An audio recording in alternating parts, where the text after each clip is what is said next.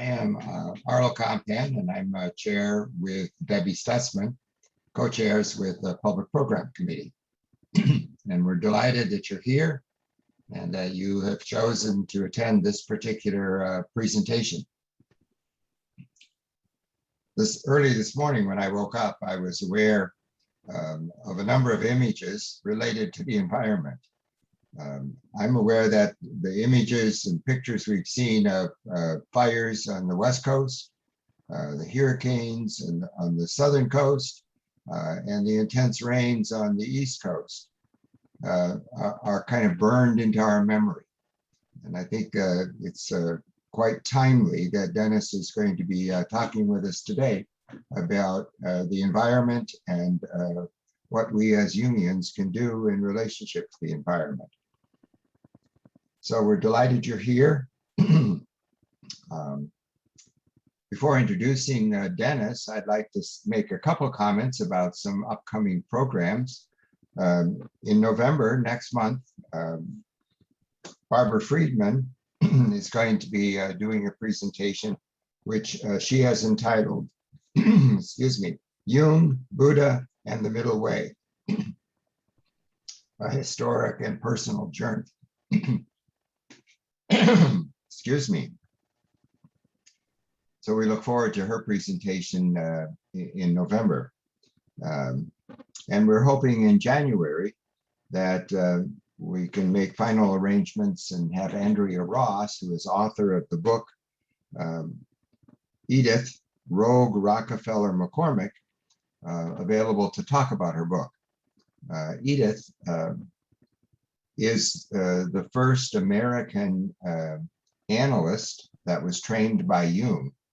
And Andrea Ross has done a wonderful book on her life and her working with Carl Jung and being an analyst here in Chicago.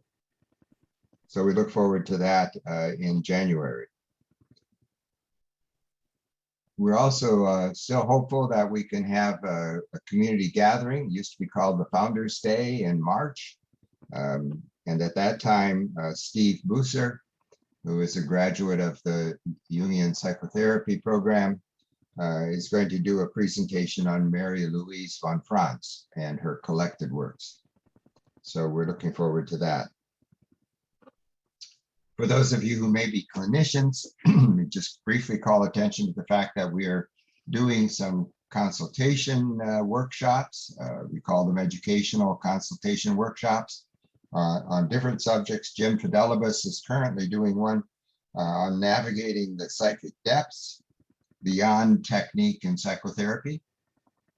And Catherine Jones and I are doing one on attachment, affect regulation, and the reflective function.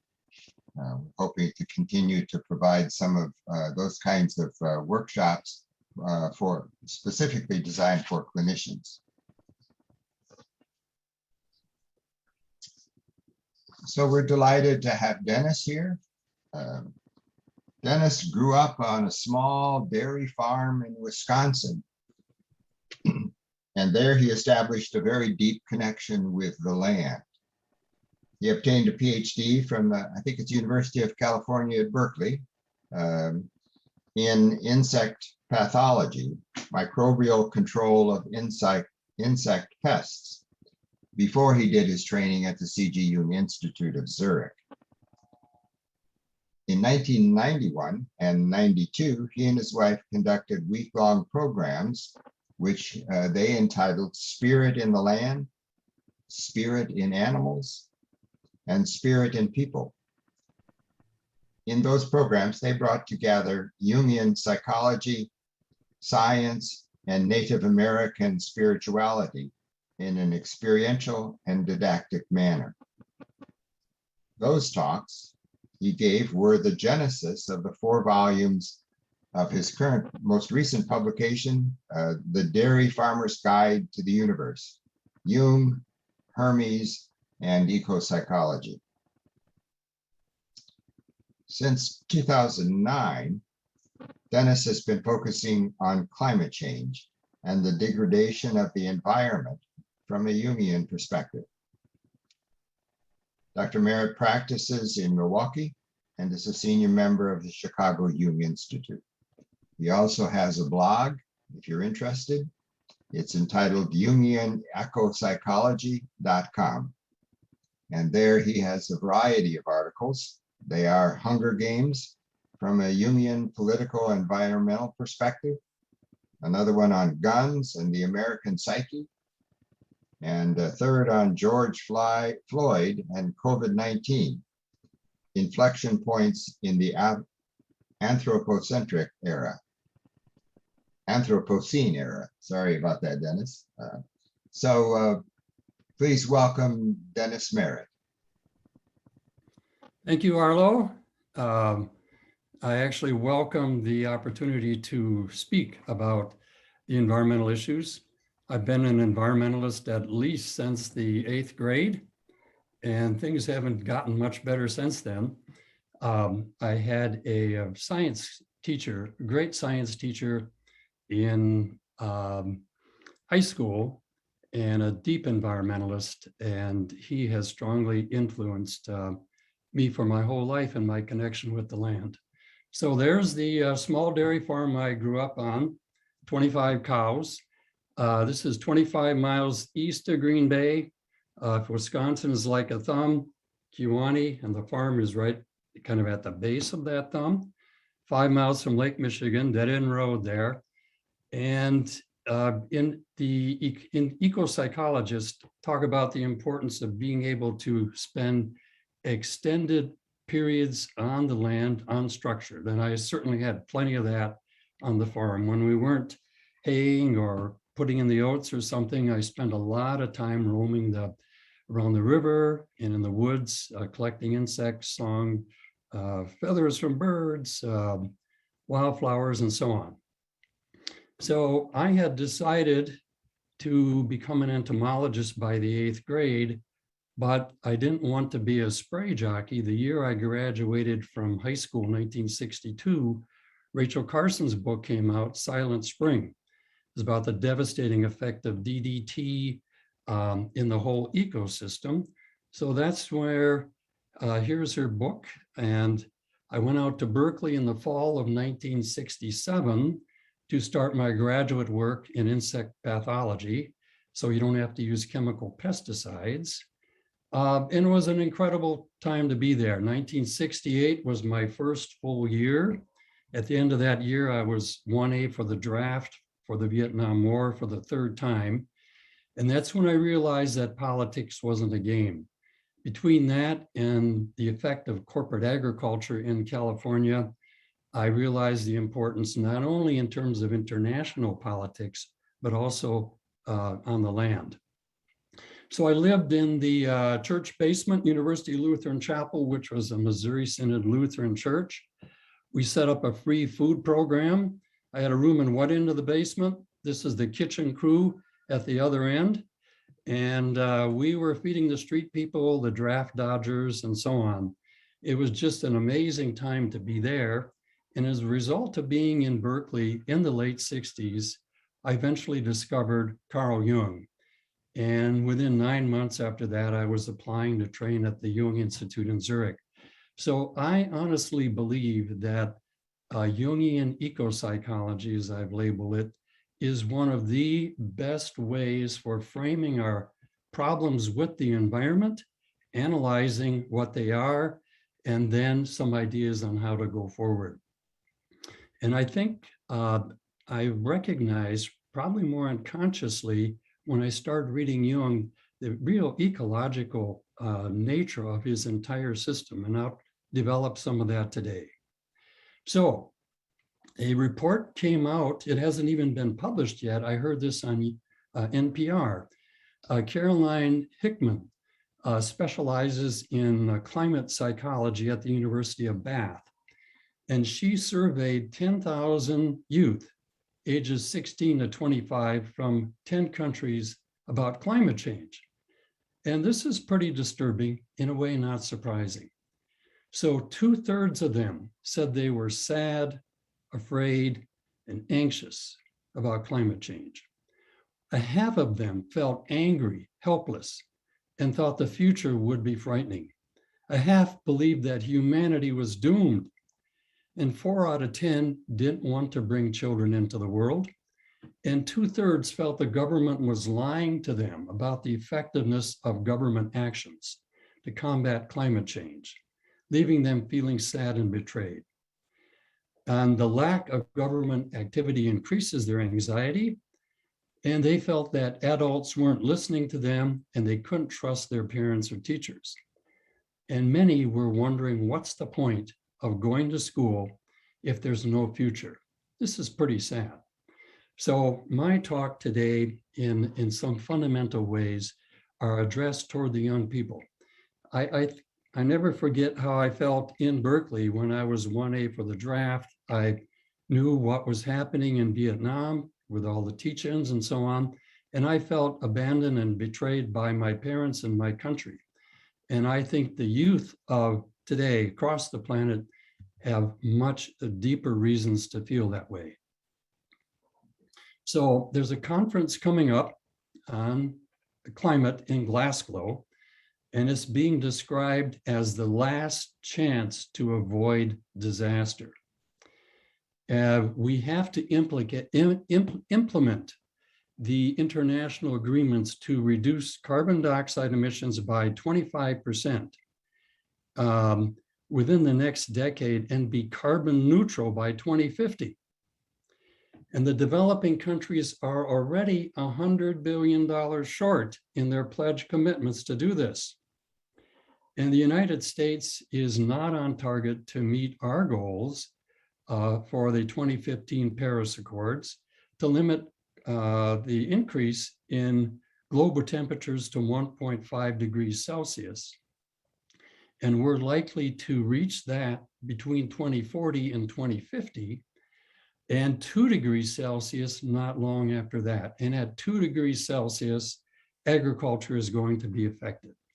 So we are going to be lucky to hold the global warming to 1.75 degrees Celsius. And if we keep going at the present rate, it will increase our temperatures, our global temperatures by 5 to 7 degrees Celsius by 2100, and the sea level will rise by 7 to 8 feet. So I'm front loading all the disastrous sounding stuff here. It's always a question in the environmental movement. Do you tell people the truth? Is it going to overwhelm them? And the way I think about it is, and the argument I will be developing today is we have to be thinking in terms of a paradigm shift, major shift for our whole species.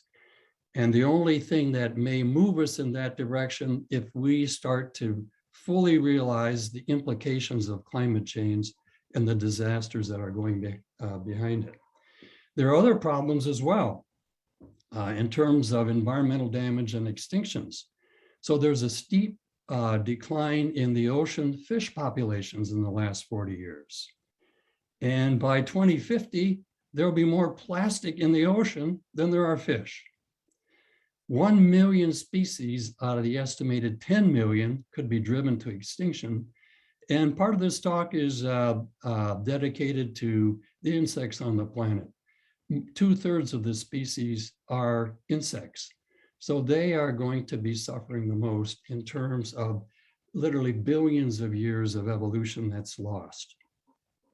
The extinction rate is 100 times faster since 1500. And the rate is accelerating. It's being called the 6th extinction, the biggest since the dinosaurs were driven extinct 65 million years ago. And as an entomologist, I really have been affected by the fact that several European countries have reported that the insect populations overall are down by 25% and more. And we have to remember that 3/4 of the food crops depend on insects for pollination. The Chinese are trying to get ahead of the game by developing mechanical insects to pollinate some of their plants. We will need twice as much food in the next 30 years to feed the population increase. And already up to 30% of our soils have been degraded. And it is estimated that we have 60 years left for agriculture. 1/3 of the world's coral reefs have been lost in the last 3 years. And we all know about the fire damage that's been happening in California, estimated cost of $24 billion last year. And we're still in the middle of pandemic. It is estimated there will be 5 new emerging diseases every year, and the world's economic system could be crushed if there's one serious pandemic per decade, because humans are encroaching more and more into the natural environment. We are being exposed to the zoonotic diseases there, and that's how we think the COVID virus came about, from the wet markets with the animal sales in China. And 31% of the diseases, like I said, are coming from the land changes. So we are living in what many are calling the Anthropocene Era. We are like a cancer on the planet. So if you think of what cancer is in the human body, it's some cells that are growing out of relationship to the other cells. They're not part of any organs. They're not working in an integrated manner for the benefit of the whole. They're sucking up all the resources in the body just to increase those cancer cells. And that's very much the way we humans are. And our laws and our systems are like a virus. But as Richard Reich said, that these laws and systems were created by humans, the economic systems, the educational systems, even in some ways our spiritual systems. And they can be changed, and they will have to be changed. Hermes is the god of advertising. He's the trickster. Think of any drug commercial. How can the drug companies spend billions of dollars advertising a drug when they got to tell you the side effects could be that you're going to feel suicidal, could damage your liver, be more vulnerable to tuberculosis, and so on? That's Hermes the trickster. Just examine how they do that next time you see a drug commercial on TV. So Hermes is driving our consumer culture and is trying to convince us that we can buy happiness. Whereas what we really need, instead of more products, are more time with the family, self-development, community involvement, and so on. And I will develop this later on about the corporations are like the modern day monsters and dragons, as Jung would have called them. So we are moving toward literalizing the 4 horsemen of the apocalypse as presented in the book of Revelations. And that is disease, war, pestilence, and famine. Even the military recognizes that climate change is a conflict amplifier. So this is the version at the Rock and Roll Hall of Fame in Cleveland, where I did an ecopsychology workshop a few years ago. I think that's Jerry Garcia from the Grateful Dead and probably Woody Guthrie there. So we owe it to the younger generation to change our ways. I see Greta Thunberg as the face for the younger generation and their concerns about climate change and environmental damage. And here's what she said 3 days ago. She was addressing a Youth for Climate Summit, a 3-day event in Milan, where 400 environmentalist youth are gathering. And she said, build back better, blah, blah, blah. Green economy, blah, blah, blah. Net zero by 2050, blah, blah, blah. This is all we hear from our so-called leaders, words that sound great, but so far have led to no action. Our hopes and dreams drowned in empty words. We've had 30 years of blah, blah, blah. And where has that led us, she asked. Thunberg catalyzed the failure of the world leaders to change direction on climate change as an international betrayal.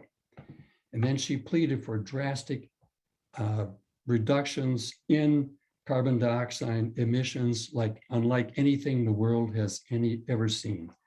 Hope is not blah, blah, blah, she said. Hope is telling the truth. Hope is taking actions. So look into Greta's eyes. What response do you have to her challenges here? What do you have to say to the young people of the world? What will it be like when your children or your grandchildren reach your age? So, how do we go about addressing these issues? Well, in the 1990s, a new field of psychology started to emerge called ecopsychology. And Hillman was part of that. He wrote a book, I think it was 1992, saying that we've had 100 years of psychotherapy and the world's getting worse. So far, psychotherapy and psychology has been part of the problem and not part of the solution. We continue to act like the world is all about what's in our psyche or human-to-human interactions as the environment deteriorates. So Hillman has been great for trying to get psychology therapy out of the therapist office and out into the world, and I'll develop that point later on. Theodore Roszak coined the term ecopsychology in his 1992 book, The Voice of the Earth, 1994. And here are some of the premises of ecopsychology. I call it the ecology of psychology and the psychology of ecology, the study of the human relationship with the natural world. And it explores how our attitudes, values, beliefs, perspectives, and actions affect the natural world. And it explores the many dimensions of our dysfunctional relationship with nature, and also, and this is where I'll develop it quite thoroughly later on, how we can deepen our connection with nature from a Jungian perspective. So the help of the planet and the individuals are inextricably linked. A good connection between the two is healing for both. And it's important how we educate about the human-nature relationship, which requires an interdisciplinary and transdisciplinary approach. And sustainability at the psychological, social, and environmental levels, that's the goal. And I'm a believer with Fisher, one of the big names in ecopsychology. Ecopsychology is at the center of a multidisciplinary approach to radically restructure our social, economic, and cultural systems in order to live ecologically and sustainably. I'm positing Jung as the prototypical ecopsychologist because he brings some of the deepest analysis to our environmental problems with an archetypal perspective. Jung was deeply connected to his Swiss land and the beauty and power and mystery of nature. And this is his favorite picture of himself, not lecturing at a psychologist conference, but that's probably either the Uetliberg on the upper Lake Zurich or the mountains, the Alps behind him in his retreat in Bollingen. And here's some of the things that Jung had to say about nature. He said, natural life is the nourishing soil of the soul. That's from the Collected Works. Nature is not matter only. She is also spirit. Earth has a soul. Do you think that somewhere we are not in nature? that we are different from nature? No, we are in nature and we are exactly like nature. I am fully committed to the idea that human existence should be rooted in the earth. And Jung said this about the breadth of the human psyche. It's a quote from Man and His Symbols. The unconscious must not be ignored. It is as natural, as limitless, and as powerful as the stars. And here's a profound quote from Marie-Louise von Franz, one of Jung's right-hand men, women, if you will, one of the main promoters of what I call a traditional view of Jungian psychology. Said personal injuries did not affect him as much as the suffering in the contemporary world, the devastation of nature, the overpopulation problem, the rape of still flourishing non-Christian cultures by the brutality of modern technology. For Jung, these problems were an agony which kept him constantly and indefatigably on the watch for any possibilities for a healing transformation which might emerge from the depth of the psyche. So Jung's start, if you will, with this connection was by growing up in rural Switzerland, started off his life. But when he was 4 years old, he had this powerful dream, this nightmare of an underground phallus that was on a golden throne. And he later came to think of that as kind of God's shadow side, God's side that was in the earth. And it really became the foundation eventually for his interest in alchemy, as we'll see later on with what alchemy is all about. So when he was feeling bad and his parents were arguing and whatnot, he would escape into what he called personality number 2. And in that realm, he said it was old, skeptical, mistrustful, remote from the world of men, but close to nature, the earth, the sun, the moon, the weather, all living creatures. And above all, close to the night, to dreams, and whatever God worked directly in him.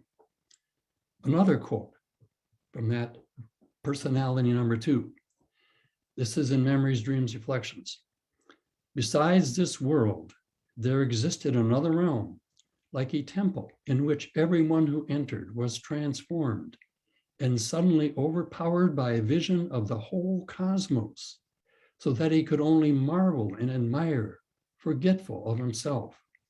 Here lived the other, who knew God as a hidden, personal, and at the same time supra-personal secret. Here nothing separated man from God. Indeed, it was as though the human mind looked down upon creation simultaneously with God. This personality number 2, this sense of being in the presence of God and of a sense of the whole cosmos in a sacred way, that persisted with him throughout his adolescence. And it later became, when he realized that this was kind of like dissociation, I think it wasn't until he was in college or medical school, they had a dream that helped him realize, no, I can't live in that realm. I've got to be in an I-thou relationship to it. And that realm became his idea of the collective unconscious. So Jung was deeply connected to nature. And there are 2 things that we should examine about that connection. First is he built a retreat on Lower Lake Zurich. Kusnacht, where he lived and where the Jung Institute, one of the 2 Jung Institutes now, actually one of the 3, is in Kusnacht or Zurich. So it started off on the left with that tower. And then on the right, he expanded it 4 times over his life, the last time after his wife and Tony Wolfe died. And he would spend extended periods of time there, perhaps up to half of his time at Bollingen in his later years. When he would get there, he would spend up to 3 days just clearing his mind, just staring at the water or chopping wood, just doing mundane tasks. And then being there without electricity and running water in a place that he designed and helped to build and full of his personal symbolism, he sank deeply into his own unconscious, into what is the collective unconscious for many of us, especially here in the West, and could look far into the future. And it's from those depths that much of his writing came, and it was framed and nurtured, if you will, by this connection to the land. The second thing about Jung, important to realize, is that he had a strong identity with Merlin.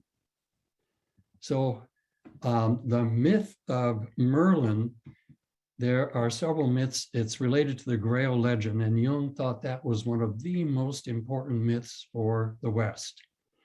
The Grail Legend emerged around in the 1200s, and one of those versions of the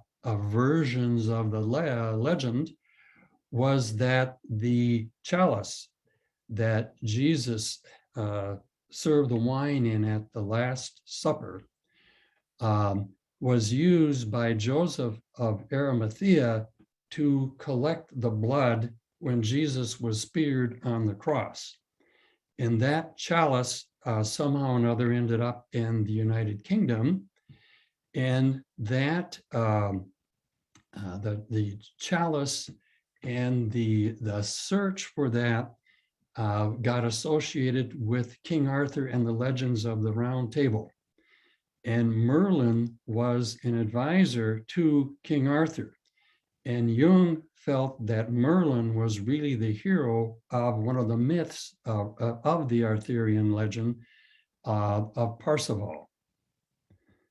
So this is Merlin. He was a druidic shaman, and a very important concept is related to this. Jung's challenge to modern men and women was to unite their cultured side with what he liked to call the 2 million-year-old man within. What my dear friend, the late Fred Gustafson, said, the indigenous one within. And Jung said that one of the challenges that Christianity had to deal with was to come to terms with the so-called paganism and heathenism that they had been persecuting for centuries.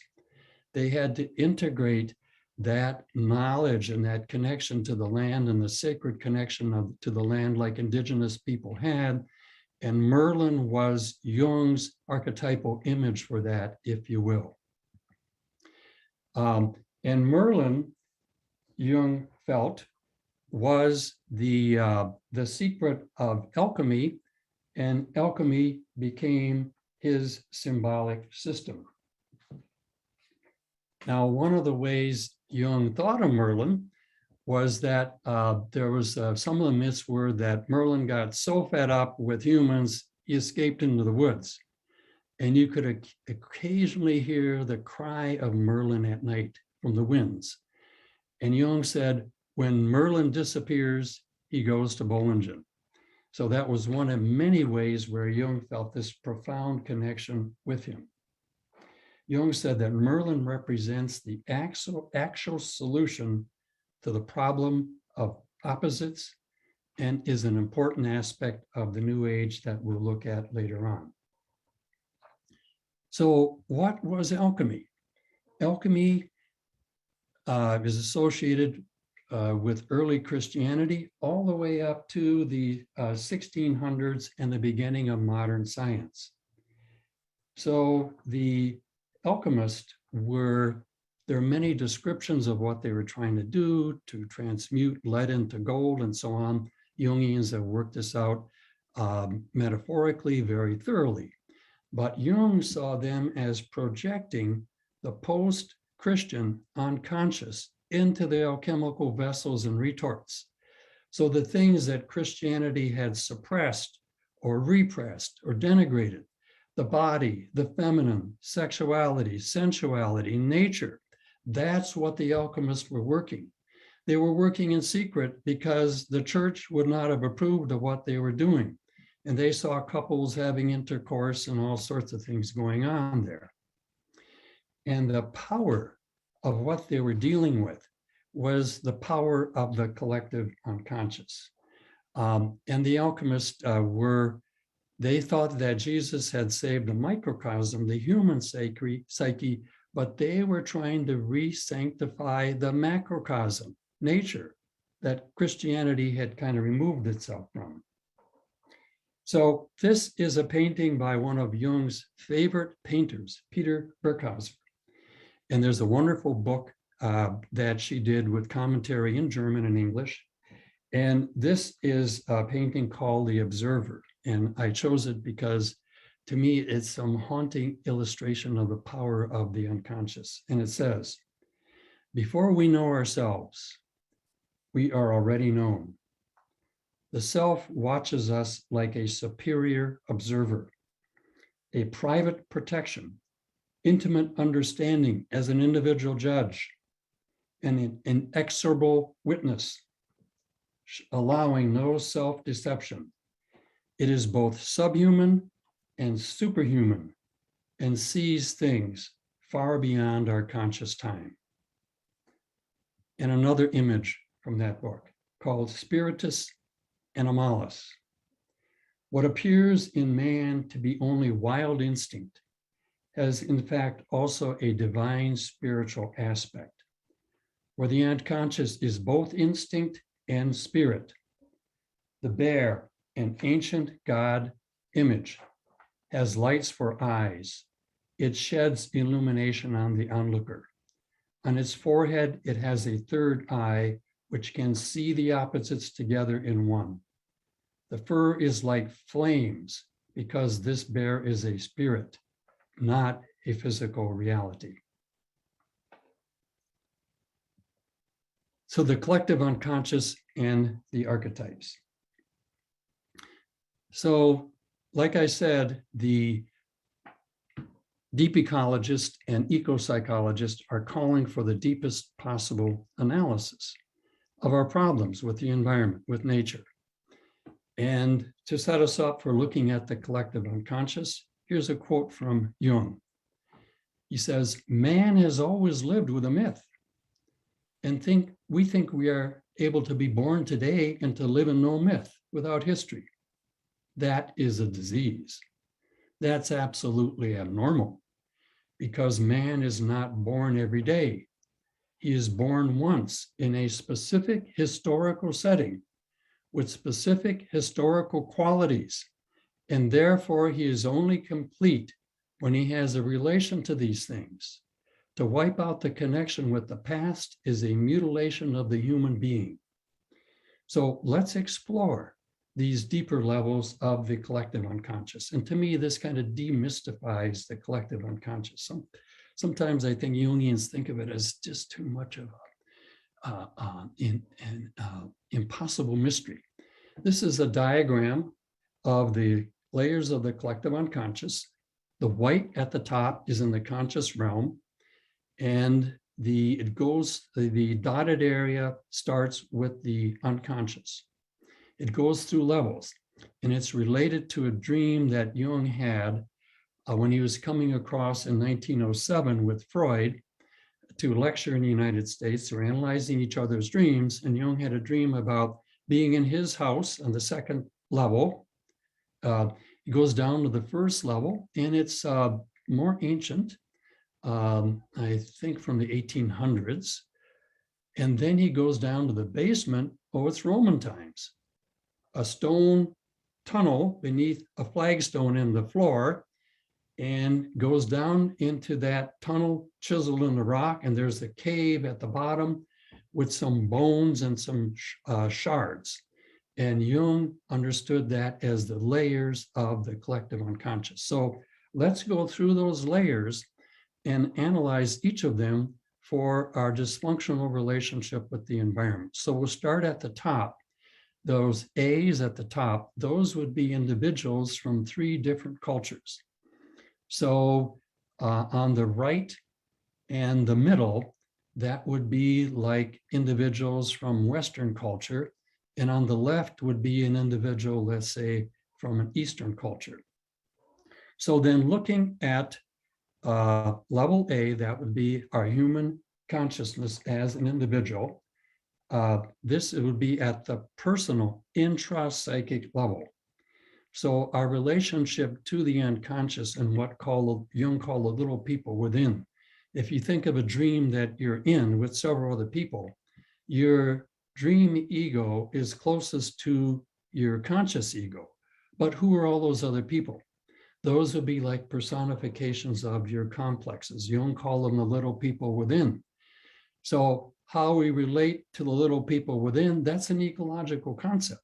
How we relate to them is what we project into the outer world, and how we relate to the outer world, and ultimately how we relate to nature.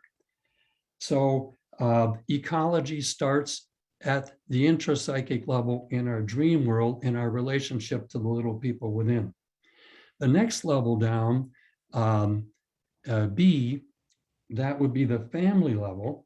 And at that level, this is something that Arlo is going to be teaching a course on. Attachment issues are huge.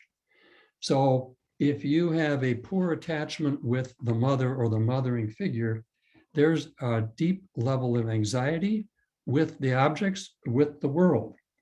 And this can lead to an emptiness and a narcissism, and ultimately to a consumerism. And I think it makes people more vulnerable to fundamentalist religions. I think the Catholics have the corner on the archetypal image for the mother-infant bond, the Madonna and child. So if you think of an archetype like a disco ball, then each mirror on the surface of that will be one way that that archetype per se manifests in the world. So in our Western culture, the archetypal image for the mother-infant stage of human development would be the Madonna and child as one image. Then we go down to the American level of the collective unconscious. This is how we're really different from Europe. We are so taken by the myth of the West. The cowboy, there's John Wayne. I think he grew up in Ohio. And the politicians have really tried to tap into that myth. George Bush down in Texas, or Reagan on his ranch. And the cowboy really is the mythic base for our strong sense of individualism. All these Americans that don't want to get vaccinated. You can't tell me what to do. Government can't tell me what to do. And we see that the detrimental effects of something like that. So there's not only is there this individualism, but there's a conquering attitude toward nature and a belief in progress. And this gets complicated by the gun culture that we have. This you'll all recognize from January 6th. And what does the gun culture do? It really creates a sense of vigilantism that you can take law and order in somebody else's life into your own hands. So it goes and undercuts any sorts of laws and government systems. And this is based on an interpretation of the Second Amendment that we can keep and bear arms. And one of the ways it's interpreted is that you don't like what the government's doing, you can get your AK-47 and a bunch of paramilitary people together, and you can off the government. So that's a very, that's something that really eats at the structure of our American democratic systems and how we are profoundly different from Europe. Then another level is our Puritan heritage that we celebrate every Thanksgiving. Now, the Puritans were kind of the right wingers in Europe in the 1600s. They came in America looking to set up their pure version of Christianity. And of course, they thought that the Indians were really savages. And eventually, even though the Indians helped them survive initially, they ended up slaughtering a lot of the Indians in Massachusetts. And they saw America as the shining bright city on the hill. This is right out of the book of Revelations. And John Winthrop said, we shall always be a city on a hill for all people to see. And here's Ronnie Reagan. America is and always will be a shining city on the hill. So that's where this idea of American exceptionalism comes from. And God is on our side and God's on the dollar bill. And this, apologies for the quality of the image, but it kind of summarizes the whole thing. So this whole movement west and eliminating the savages and then taking their children and putting them in these Christian schools, forbidding them to speak their language or to practice their ways. There are many Indians alive that have suffered from that. That's all part of the American shadow that we are hopefully starting to come to terms with. So that's the American part. Now we go into the European part of our American, our Western part of our American collective unconscious. And there are two myths that are really important here. This is the myth about the Oedipus complex. And here's Oedipus that is tricking or figuring out the riddle that the Sphinx put to him. So really what it is for the West is that human intelligence can conquer, can trump the great goddess of life and nature. That's what the Sphinx was. But we are poised to inflict the plagues of Thebes upon the entire planet. The next myth is from our Western Christian tradition. And this is what eco-theologian Thomas Berry said about it. He said, the myth of the West is the doctrine of progress that originated in John's book of Revelation, the last book in the Bible. So it says in the book of Revelation that 1,000 years of abundance are supposed to precede the end of the created world. But humans decided to manifest that myth themselves when it didn't occur by divine grace. And they were going to do that by trying to bring about the promised state through their own efforts by exploiting the resources of the earth. And that is from a wonderful book that I summarized as much as I could in my Dairy Farmer's Guide. It's by a book by Riley called The Forsaken Garden, Nancy Riley. Great interviews there with Lawrence Vanderpost, Marion Woodman and her husband Ross Woodman, and eco-theologian Thomas Berry. I just love that book. So another thing that happened, and this is how disease has affected Christianity, the Black Plague in the 1300s killed an estimated half of the Europe's population. So before that, God spoke to people, to humans in two ways. One was by revelation from above. Another was by looking at what God created. So it's like looking at a person's artwork or their complete creative production in their life, and you have some understanding what they're like. That was a revelation from nature, if you will. But because of the plague, people just wanted to get the heck out of here. And that's when Christianity became more spiritualized and removed from the body and from nature. So the other dimension then for the West is this famous Cartesian Newtonian split. And this is what the worldview has been that resulted from that in the 17th century. So coupled with that split, where basically mind and spirit was only in human beings, and with Newton, that instead of God or the angels guiding the planets around, these are all just laws. F equals mc squared. No, E equals mc. No, that's beyond it. Force equals mass time acceleration and gravity and so on. So you couple that worldview with the rise of capitalism, industrialization, the modern corporation, you have some of the major factors for our dysfunctional relationship with nature.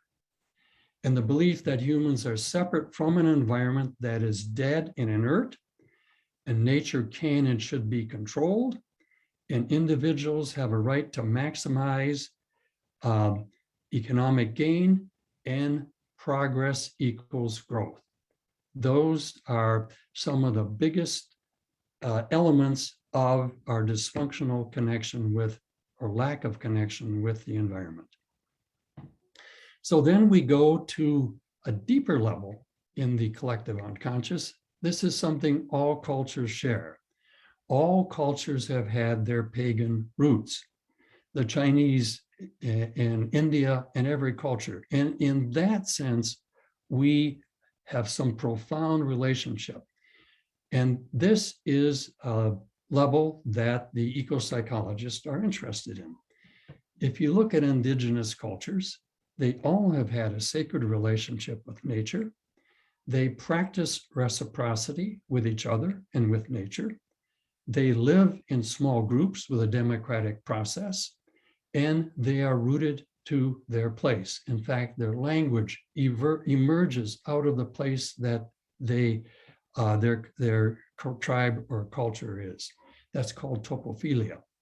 And they believe in synchronicity.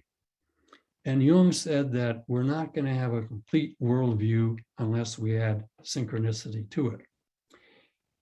Now, here's where Jungians make a real significant contribution to being able to connect to the land and how it's related to indigenous cultures. So an animated cosmos survives in our unconscious in dreams. And they immerse us in what Hillman called zoological cathedrals. And Jung felt that the animal soul is at the foundation of human life. And he associated that with instincts and the animal drives, especially sexuality. And he said the loss of animals in religious symbols and creeds marks the beginning of the dissociation between religion and nature and the loss of the power of symbols. Jung said we should extend loving our neighbor to loving the animal in us. To be truly human, he believed, and to reach our unique potential, we have to be in relationship with animals. This is both an outer relationship to animals and an innate inner relationship to the collective unconscious, coming to us in the terms of coming to terms with the animal in our inheritance. So at the inner level, Jung said, whenever we touch nature, we get clean. People have got dirty through too much civilization. They take a walk in the woods or a bath in the sea. This is from the outside. Entering the unconscious, entering yourself through dreams is touching nature from the inside. And this is the same thing. Things are put right. So you can enter the nature through these two domains. And you have to add to this, Jung saying that we are part of nature. And that is reflected most purely in our dream world. And this is by one of my favorite artists, Susan Boulay. Many women had her paint their animals from their dreams, their spirit animals, and so on. And one of my favorite quotes about the connection with dreams and its relationship to the creativity of nature. This is from Ron France, from a book and a movie called The Way of the Dream. So at the source of the dream, there's a creative mystery which we cannot rationally explain. It's the creativity of nature. It's the same creativity which has created what man could never invent. The millions of species of animals and flowers and plants on the earth. The dreams are also like flowers or plants. They are something unique, which we can only marvel at. And that for Jung would be related to the idea of the objective psyche and the reality of the psyche. So one of my models for this realm and being able to enter the realm is the Native American vision quest. I've had the good fortune, because of my friend Fred Gustafson, who was a Lutheran minister and a sun dancer and a Jungian analyst, being able to participate in many Native American ceremonies.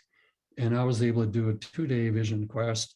But for the Lakota Sioux, like on the Great Plains, South Dakota, North Dakota, and so on, as soon as the boys hit adolescence, they would put up on the hill. So for 4 days and nights, without food and water, in a sacred place, and with their holy man, shaman, and their family praying for him, the youth would be praying for a vision or a spirit animal. And the way I think of it is where you're deliberately stressing the psyche, and the psyche rallies by giving you a sense of your essence, your unique essence. And that comes in the form of your spirit animal. And one of the books that Jung really liked was Black Elk Speaks. And it was about a powerful Teton Sioux holy man who, when 9 years old, was unconscious for 12 days and was given the entire spiritual pantheon of the Lakota, of the Lakota tradition. And then the rest of his life, when he became a shaman, he was trying to manifest those inspirations.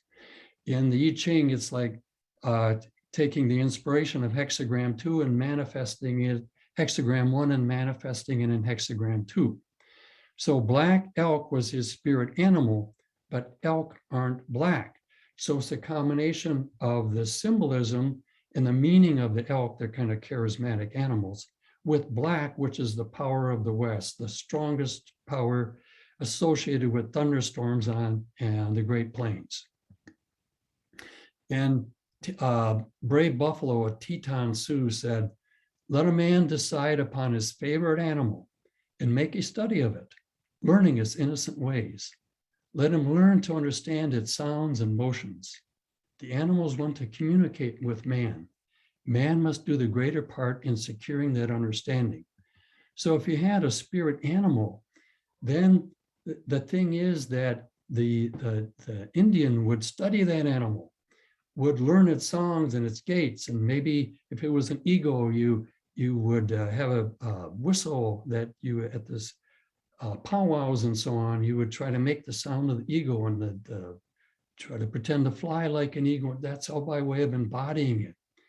And our artists help us do that. And this is the paintings of one of my favorite Wisconsin artists, and it's Peter Thomas Utek.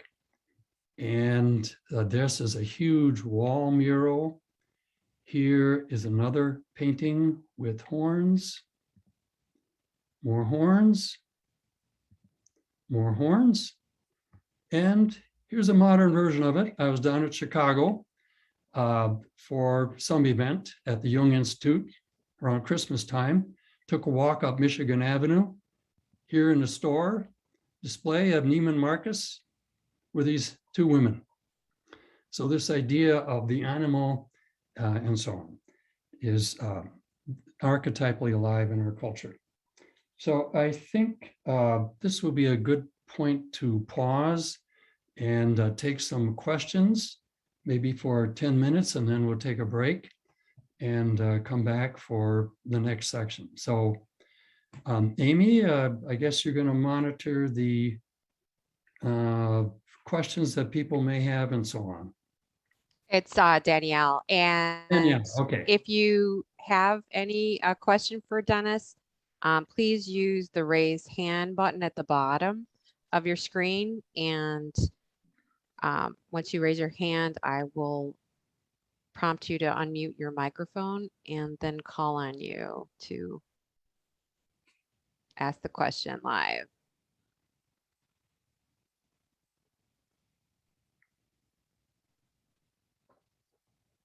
there we go. One. Hi, Margaret. Hi, how are you? Good. How are you doing?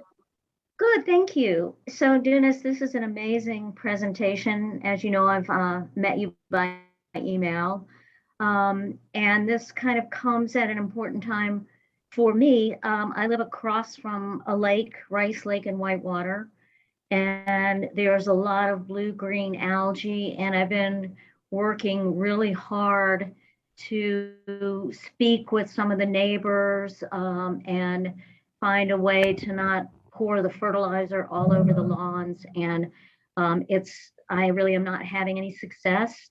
I'm 100% into nature. I canoe twice a day if I can.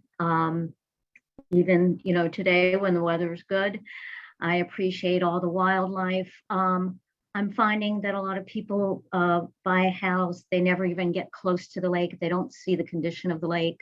It's all about property value. I've had some, well, this is getting specific, but some issues with the fertilizer company, True Green. It's just very frustrating because I feel like I'm dealing with people who are not interested in the nature of it. It's just about property, but that's even odd too, because they don't seem to care about their property value going down if the lake is all blue-green algae toxic. So anyway, I didn't know if you could comment on that. That's kind of like a practical issue related to what you've been talking about. Oh, yeah. I'll mention something a little bit later on when I talk about a sacred dream I had in Switzerland that got me started to connecting with the land very deeply. And in one way I'm doing it here in the city, not without some flack, is I've turned my rundown front and backyards into a prairie garden, wildflowers. I think I have about 45 species of wildflowers out there. And no fertilizers, no pesticides, no herbicides. And it's just such a delight to look out. Every day I look out there and see what's blooming now, the sequence of blooms, the phenology and so on. I love all the insects around it and so on. And I'm hoping that'll be some kind of a model for my neighbors, but I'm not sure, because a month and a half ago, I got a letter from the city saying that my grass and weeds had to be cut down to less than 7 inches tall.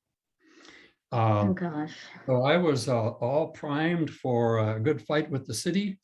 And then they called me and said, we looked at the pictures that the city took coming out there and we realized you have a prairie garden. But I think the reason that I got called in was somebody 2 houses down was selling their house, and they didn't want a lot of weeds in the neighborhood. But it's a different mentality. But I'm convinced that this is how we're going to have to educate our children, but also we have to talk to the city about fertilizers and so on. What I do, I scoop up the leaves in the street, not only in front of my house, but houses on either side. I put them on my prairie garden for mulch. And as a result, and not raking the leaves, I have a lot of insects there. We have fireflies and so on. So, like I said, if you give nature a chance, I didn't plant the goldenrods, I didn't plant the asters and so on. They're all there. Right. But that's the kind of feeling for the land that we have to establish. And that's one of the premises in ecopsychology. If people feel connected to the land and love it, they're naturally going to want to preserve it and protect it. You're not going to have to just have a bunch of laws. So that's one of the premises in ecopsychology. But good luck with that. These fertilizers, they're and people just don't make their connections. It's that kind of a culture we're in, private property and property values, and it is a problem in urban areas that growing up on a farm, it was natural for me to be connected to nature, but Not for a lot of urban people, but here in Milwaukee, we have an urban ecology center. If you're not familiar with it, Google it. They're doing Oh, wonderful okay. stuff with inner city kids and everything. God, they have money for buses and so on, programs all the time. The Schlitz Audubon Center's up the road as well. These are things we can do with people in the cities. So thanks for your Okay, great. call. Yeah, thank you. I will, unfortunately, I'll miss your last hour because I have to pick up my son at school, but I will listen to your dream and the rest of it on the recording. But thank you so much. Thank you. Thanks. Any other questions for Dennis during this time? Give it.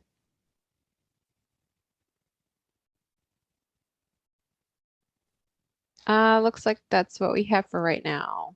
All right, let's take a 10-minute break then. Okay.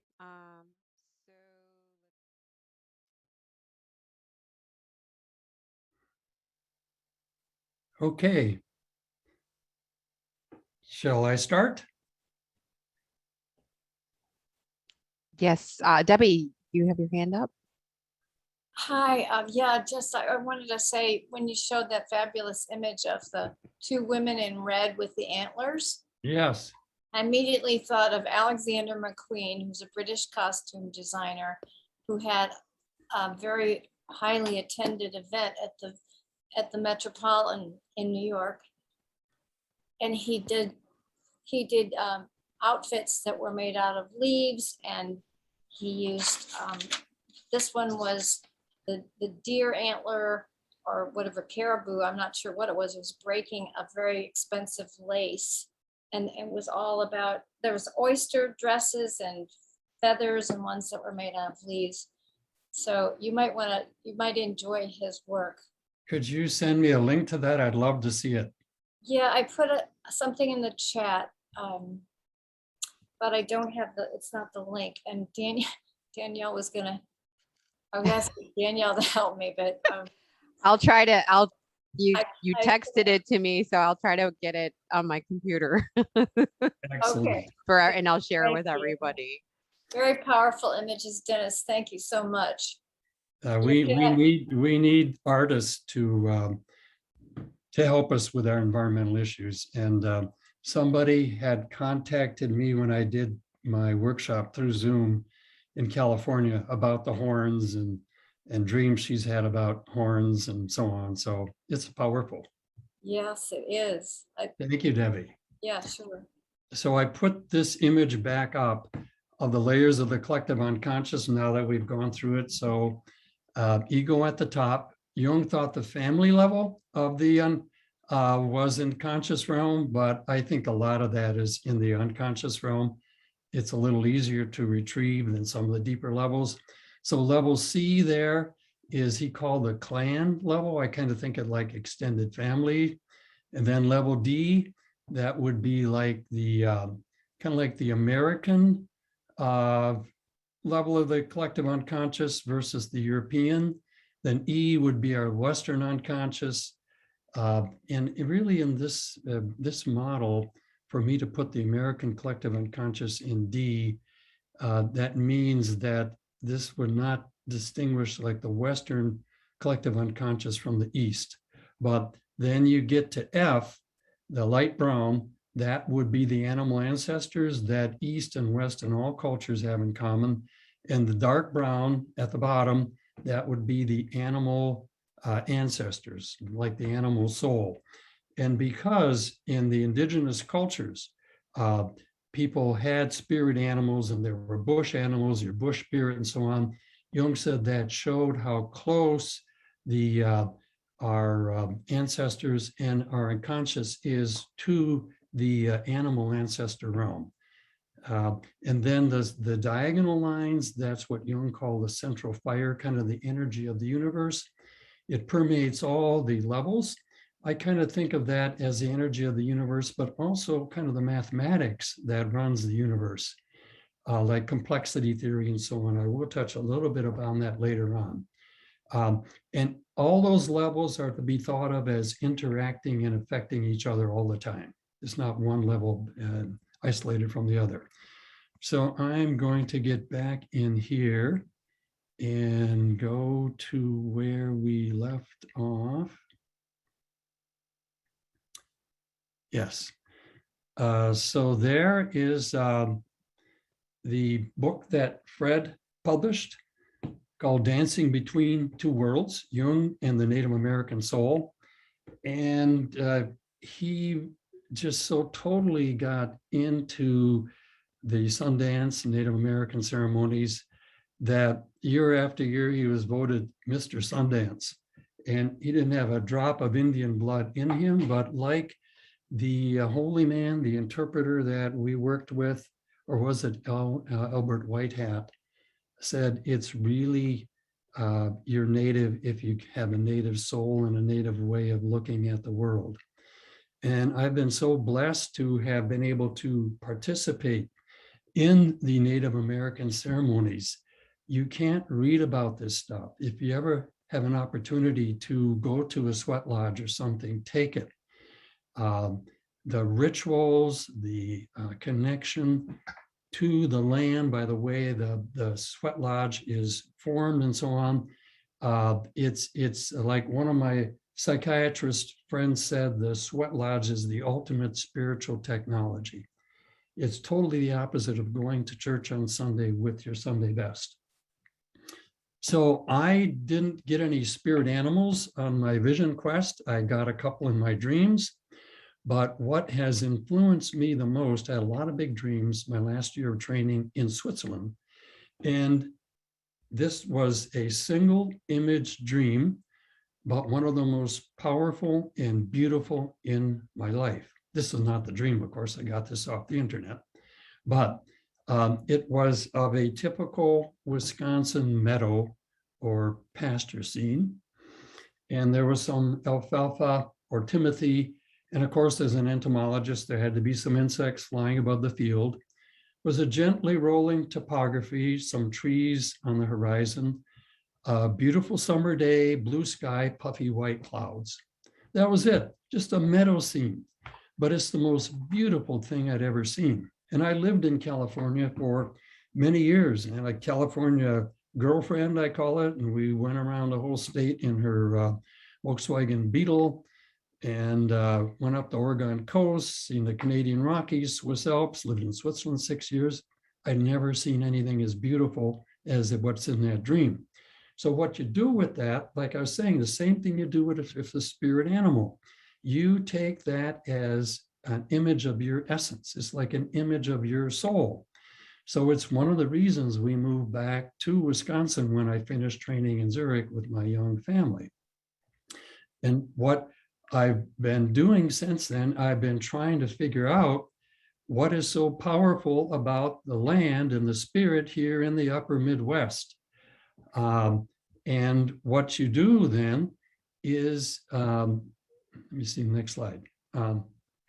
So if you're talking about an animal, you have, let's say you dreamt of a grizzly bear, then you read about the grizzly bear, you read stories, you read Indian tales, you learn about the zoology and so on. You go to a zoo and look at it, but you want to try to be in the environment that animal's from. That animal evolved in that environment. So you want to immerse yourself without getting too close to a grizzly bear in that particular environment. So I used all the Jungian techniques to develop to embody my sacred meadow dream. And that I conveyed in the book Land, Weather, Seasons, Insects, and Archetypal View. And how did I describe it here? So this involves the use of science, myth, symbols, dreams, Native American spirituality, imaginal psychology, associate that with Hillman, and the I Ching as ways of immersing myself. I did a documentary on the drumlin scenery here in Wisconsin, but what I've been doing the past several years is going to this wonderful beach we have here in Milwaukee County beside Lake Michigan called Atwater Beach. And this is where I go to exercise. And I always have my cell phone, and I must at least have 100 fabulous photos like this. So when I go there, I remind myself that this is what my soul looks like at 7:25 in the morning on May 25th, 2021. And then I look at every element in the environment as an aspect of my soul, like part of the gestalt. It's a way of just really sinking into it. And like I said, I'm just so fortunate to be beside Lake Michigan. The clouds, the weather can change so quickly depending on whether the wind's coming off the lake or not. The temperature, the waves, the wave patterns. Another thing that you track when you're going there every day to exercise is see the phenology, the sequence of the flowering of the plants. And so important, the different scents and the smells from the particular flowers that are there. And the noises, the red-winged blackbirds, these noisy birds, I mean, they start coming in April. And it's kind of a relief when they finally leave sometime in June. And just all the human activities that go on there. Here's another image. So this would be like an image for my soul, maybe seeing where the sun is, because you also notice the quality of the light and the position in the sky and so on. This is probably somewhere more into August and so on. So, and again, the changes of the seasons. And it was Hillman who talked about the importance, like I mentioned early, of getting Jungian psychology, getting therapy out of the office, out into the world. And he used a Neoplatonic concept of Aphrodite, the goddess of sensuality, love, and beauty, as the god, as the soul of the world. So here is the birth of Venus, which was Aphrodite. That's his Botticelli in the Uffizi Museum in Florence. I mean, it's just incredible to be in that room. And here is my Lake Michigan version of that. I was out there exercising one morning, and there was a photographer taking a picture of this woman in a wedding dress standing in Lake Michigan. So that's my personal image of the birth of Venus. And here's another image of her. Another way that, responding to Margaret's statement before, that I connect with the land, and I did it during the break. This is looking out my office window. It's just here to my left. That's where the light's coming in on the left side of my head. And I converted it to a wildflower garden, and I wanted some cup plants, those are the tall ones on the right, that would be tall enough so my clients could see it when they're sitting in the office. So I can't tell you how much joy I get looking when I'm having my lunch. I just lean on the kitchen window and look out into the garden and see what's changing. You can't see the plants grow, but from day to day, especially in the spring, you can see them change. And I looked out there a couple of weeks ago and I thought, I have the whole history of summer there. The goldenrods, they peaked sometime in August, early September. The cup plants, those tall ones on the right, they peaked in July, et cetera, et cetera. And when I went out during the break, it's the scent. And there were just honeybees everywhere. Our neighbor block over has a little honeybee hive on his front porch. So these are all, I'm probably feeding his bees. But the bumblebees love the cup plants. And as you probably know, the bumblebee populations are really being threatened. So put your native plants in if you possibly can. You don't have to water, you don't have to pay people to come out and fertilize. And then when they put the pesticides on, like our neighbor did, then they put a sign up, keep the children and the dogs off. So you know it's toxic. And here's a closer view looking out my window.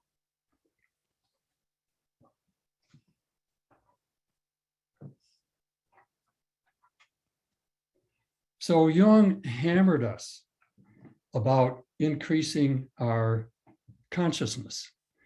And we tend to think of that as increasing our psychological consciousness, greater knowledge about what's happening in our psyche and our relationships with people.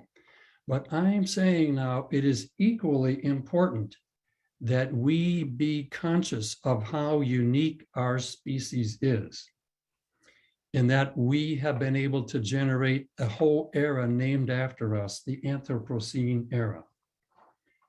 So every species is concerned about its survival and of itself as an individual, and to varying degrees to other members of its species.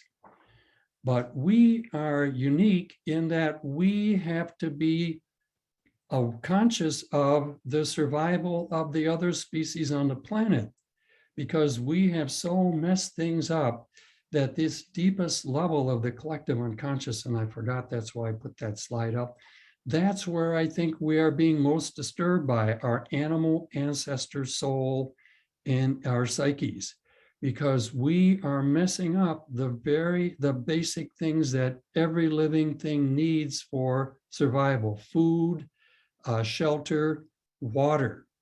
And that's where I think the deepest anxiety is coming from in the youth, especially because they know that at some unconscious level, if nothing else, that we're messing up the requirements for animals to live. So the greater consciousness that Jung called for will be a much greater sensitivity to the complex interrelatedness in everything. And Hillman said that the pathologies of the environment are going to make us aware that we're part of the environment. So if we can have such an effect on the environment that we're screwing it up so much that we're making our life miserable, we must be part of the environment. That's Hillman's argument. And I'm saying that it's going to be forced upon us to develop an ecological consciousness because of what's happening in the environment. And I'm saying that consciousness then that we have to extend down to our relationship with each other as a species, and extend it all the way down, excuse me, to our dream world and the little people within. So it's like a fractal going across all of these levels. And this ecological consciousness is what I see as, I describe it as Jung's New Age paradigm shift that I'll get into in a minute, will have an ecological framework.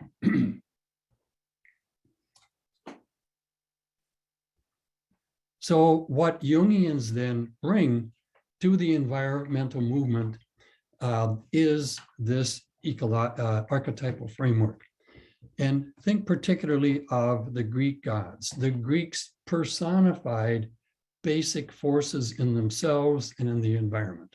I don't know how conscious they were of it, but it's like to get a better sense of what these forces are, inner and outer, acting on us, let's personify them. So they made up these myths and stories and made statues and paintings and had plays, and the temples were related in a particular location with particular plants around them, which would therefore mean particular scents and insects.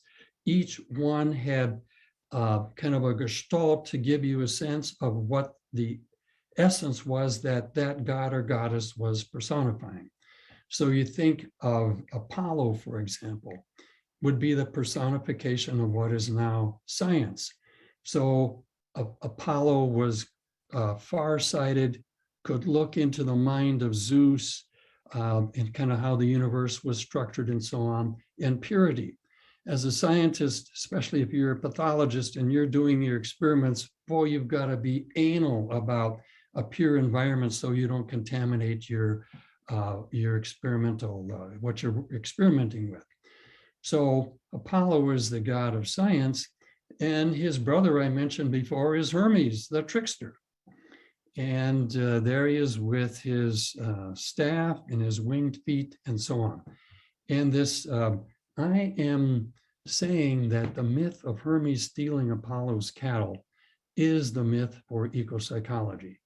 500 BCE in Athens, the Greeks worked out the relationship between the trickster, who was kind of in some ways mythically dimensioned as developed as Norman O'Brien pointed out in his wonderful book called Hermes the Thief, that the mercantile class was developing in Athens at the time. They didn't have a god. Apollo was associated with the Acropolis and the landed gentry and so on.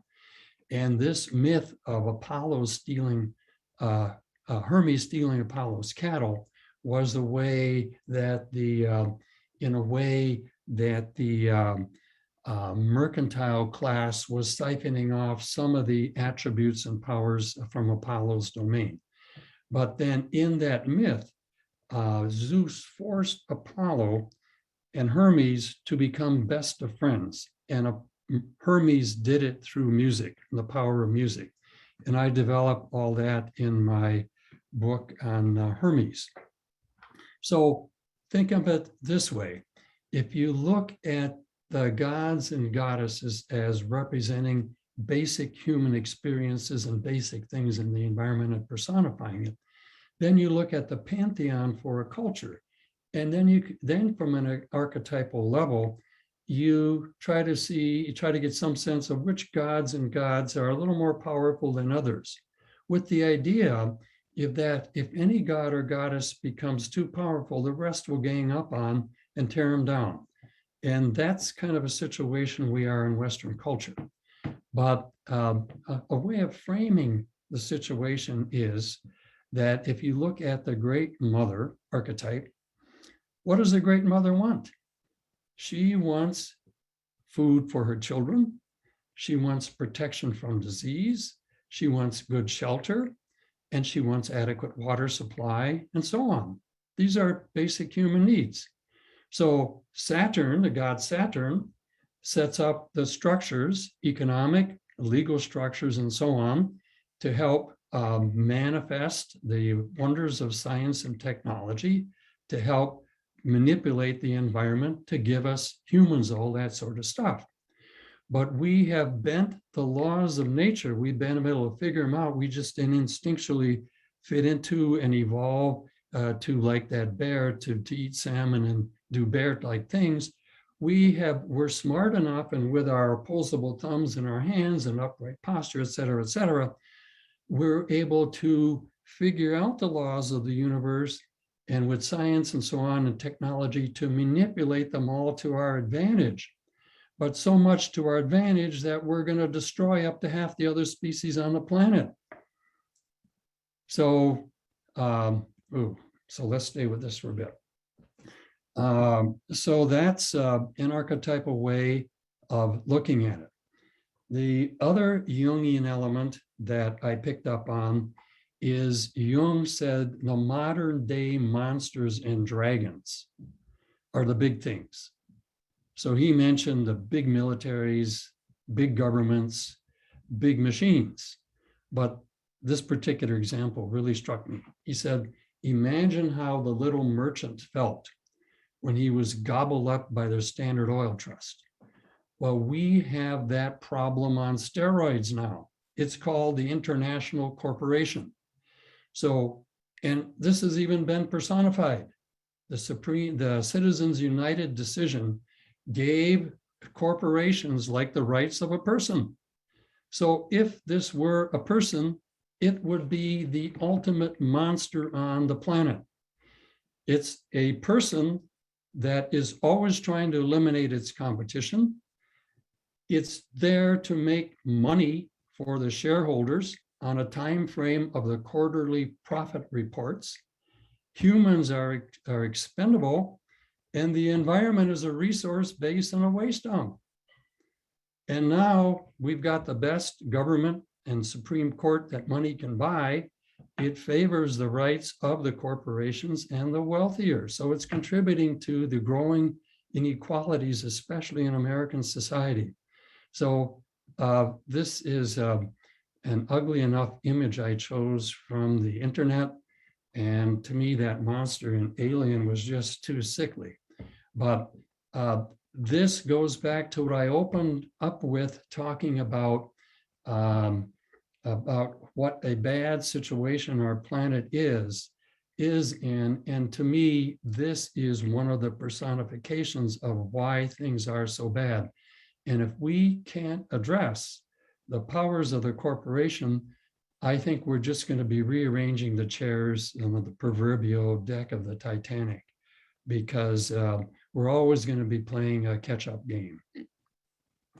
So this part I put in here because it's pretty complex, and I tend to lose a lot of people when I get too much into kind of the more scientific and academic things. But as a scientist, I have been so excited by the application of complexity theory.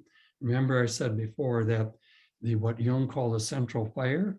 I think these formulas that we have in complexity theory and so on are part of that basic structure of the universe that we experience as well. So I'm just going to put these slides up on the screen. And for those of you interested, you're going to be getting a copy of the presentation. You can go back and look at the ones that you want to. So it talks about an organism. An organism starts off with an organization at the subatomic level. It goes up to galaxies, and we humans are organisms. There are basic premises that go throughout every system that's an organism. And some of the basic dynamics in that can be described by this wonderful mathematics called complexity theory that one of my colleagues at Chicago, George Hoganson, has done such wonderful things in applying that to basic Jungian concepts like complexes and the self. So listen to some of George's presentations to really get into that. And Hillman picked up on that. Hillman, fortunately, had a fondness for insects. He wanted me to do my thesis at the Jung Institute on insects, but I was trying to distance myself from entomology for a while. And Hillman was always attacking the concept of the ego. And he thought we should think of ourselves more like a bee's nest or an ant's nest. And bees and ants work on the basic principles of complexity theory. They're searching behavior and so on. That's the mathematical description, and that's complexity theory is what's operative in our dream world, and it's also at the basis of melodic music. And I think one of my contributions, there was a complexity theory group met at the University of Wisconsin-Madison. I attended it for about a year and a half, and I gave a talk that all those academics didn't know what to make of, but I have Hermes posited as the god of complexity theory. So you think of every god and goddess representing some essential aspect of being human or in nature. And it's so clear that Hermes represents what we now call complexity theory. And I go into that, and here's a slide for that, and another slide for that, and about the symbolic domain being Hermes' domain as George Hoganson has developed it. And all of that I developed in Hermes ecopsychology and complexity theory. And I go into that somewhat in a talk. If you Google Orange County Jung Society, Dennis Merritt, I Ching, I made a link between Hermes and the Tao and the gap between what Lao Tzu called the dark enigma and the 10,000 things. And it's pretty clear that from our Western tradition, we have an archetypal image of what that gap is, and it's depicted as the gap in Hermes' wand. I'll stop talking about Hermes. It's the only Greek god I know something about, but Hermes is what you don't see in that wand. It's the gap. And those two arms coming up, that's any kind of opposite that you want to talk about: matter, spirit, male, female, and so on. And Hermes is about the relationship and the exchanges between those two things. Of course, there can be exchanges between many things, but at a simple, most fundamental level, he's about the gap. So people that get confused, like, is Hermes male, female? He's both. I mean, he's neither. He's about the relationship between the two. And at the most profound level, it's the ego relationship to the self. And it's for Jung and his terminology and his Christian background, it's like Jacob wrestling with the angel. He said, if you talk about the unconscious, it's like medicalizing it. It's to bring it to life. It's like you wrestling with God and what's God doing to me and the planet and so on and so on. It has to be that deep an engagement. And Jung would say that in some slide I'll present later on, that it's about the qualities of the new age, that by engaging it that deeply and looking at the mess we're at the planet at these many different levels and what's happening in our culture, especially here in America with the polarization, that you're hoping that the transcendent function will kick in and give us some symbols for unification to bring us all together. And Joseph Campbell said that if a new religion were to emerge, it would have an ecological basis. So another aspect that I'm just going to mention in passing, Hermes, Freudian Jungian slip. Jung and Wolfgang Pauli, one of the most brilliant nuclear physicists, said that you had to add synchronicity to indestructible energy, space-time continuum, and the constant connection through affect, namely causality, to have a complete view of the universe. And that would plug us in to the indigenous worldview. And Hermes is also the god of synchronicity. And this is, I mentioned this in the Orange County talk. To me, it's the greatest statistical proof of synchronicity. This one dog is talked about on pages between 50 and 60 of the experiment they did with this one dog, and it's just absolutely phenomenal. So I put this slide up. I'm talking about all the Jungian contributions to ecopsychology. If you want a nice overview of ecopsychological practices, go to Carl Golden's Tree of Life website, and you find a nice whole list there. So let's switch into another little domain here. This is a quote by Carl Sagan. This is almost 30 years ago, folks.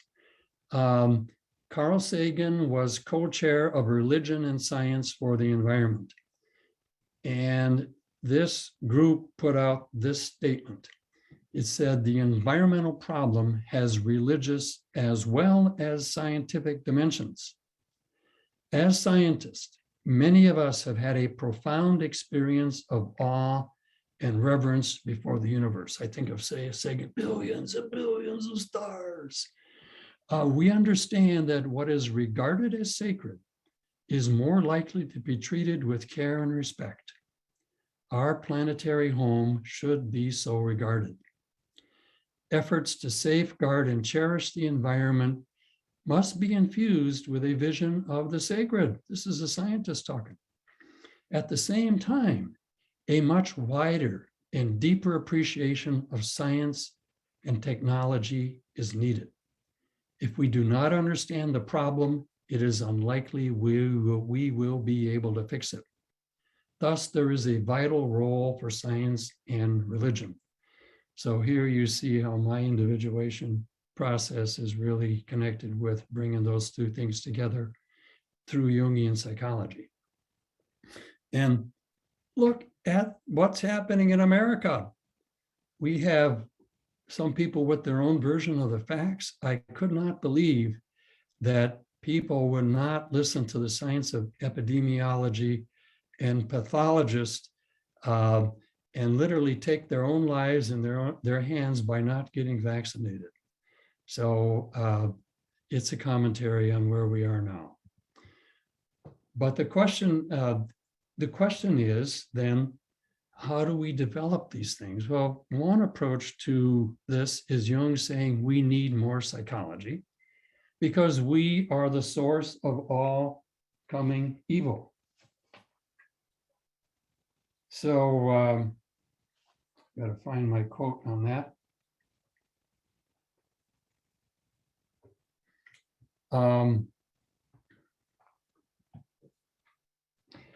So if we don't deal with our own shadow side, we're not going to be a good activist.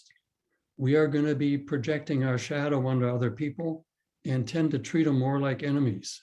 So we always have to start or always have to incorporate our own intrapsychic phenomena when dealing with the world. I saw a lot of that in Berkeley.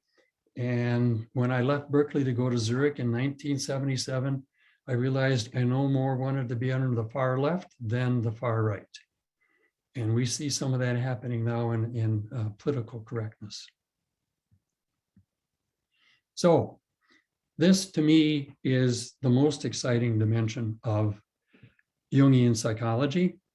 And it's the dimension I think we have to be working in to deal with the environmental crisis and the human crisis. And that's what Jung called a new age. So Jung, because of his Christian background and so on, really went deeply into the whole history and evolution of Christianity. And because he was into alchemy, he had to understand a lot about astrology. There are a lot of astrological symbols in alchemy. So Jung's deepest analysis of the West and Christianity, hang on, let me close my shade here a little bit. I just love this corner office for all the natural life and light that we have. So Jung's symbolic summation is that the Christian era is associated with the astrological sign of Pisces. And that is two fish swimming in opposite directions. So the wise men that were coming from the East were undoubtedly astrologers. So they recognized something. This would be the, an archetypal tag on maybe to the birth of Jesus. So Jung felt that for the first 1,000 years, the Christian psyche had to be built up. But then the second 1,000 years, it kind of went downhill from then on until in 1940, when Jung thought that we were beginning to enter the age of Aquarius. It was Jung who coined the terms New Age and Age of Aquarius in 1940. And think of what was happening in 1940. World War, Hitler, Mussolini, and he was seeing a deterioration in the environment in 1940. He's probably rolling over in his grave now. So this is the setup for this part. Some of you may recognize this is University of Wisconsin-Madison, Bascom Hill. There's Abe sitting on top of the hill. Behind them is the administrative center. The hill, by the way, is a drumlin. And it's looking at the state capitol to the east, which is also on a drumlin. And that building below the state capitol, that's Memorial Library. Now we're going to go downhill, and there's the library on the left, emblematic of academia. There's that big new Catholic church with the tallest steeple. Next to, on the far right, is the press house. So there's represents Protestantism. Down the street, connected by State Street, is the state capitol. So you have academia, religion, politics together. Now, if you go, one more scene here, there's the Catholic Church, Protestant Presbyterian Church. If you enter the library, that kind of fortress there, this is what you're going to see. It's hidden in plain sight, this big mosaic.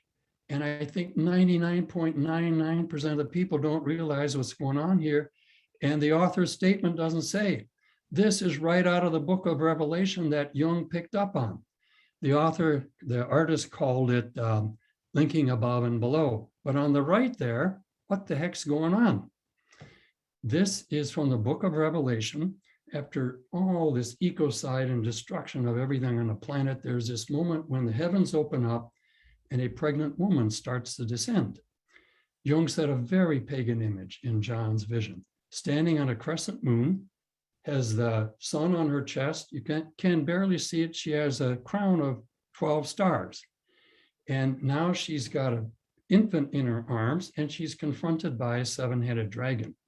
So Yahweh withdraws the infant into heaven, hides the woman in the wilderness, and then the destruction continues. Jung said this infant represents a consciousness Christians were not ready for 2,000 years ago. But he said that that infant represents the consciousness of the New Age, and this is from Man and His Symbols. And von Franz says this about it: the new spirit of the coming age of Aquarius, riding on a white beast Pegasus, half horse, half boar. Wherever he stretches his hands, new life begins to bloom. This boy God predicted in Revelation is the complete man of the future. The round object like a sun behind the youth is a symbol of totality, and the boy's forearms recall other fourfold symbols that characterize psychological wholeness. He is black because of his nocturnal, unconscious origins. So here's what Jung was talking about. There's Pisces and Pegasus constellation above Aquarius. And then this is what the constellation Pegasus looks like, the winged horse. This is as far as Jung could go. Aquarius is an air sign, not a water sign. It could consciously determine where to orient emotional energies. So Aquarius is pouring water into the mouth of the southern fish. Jung saw that as the collective unconscious. So the challenge for the age of Aquarius will be to bring as much consciousness as possible into all these layers of the collective unconscious. And that was Jung's definition of enlightenment. He said, you don't become enlightened by imagining figures of light. You do it by bringing as much consciousness as possible into the unconscious. Now, this is from the first tower. I took this picture when I jumped over the fence. And below that window, you see engraving.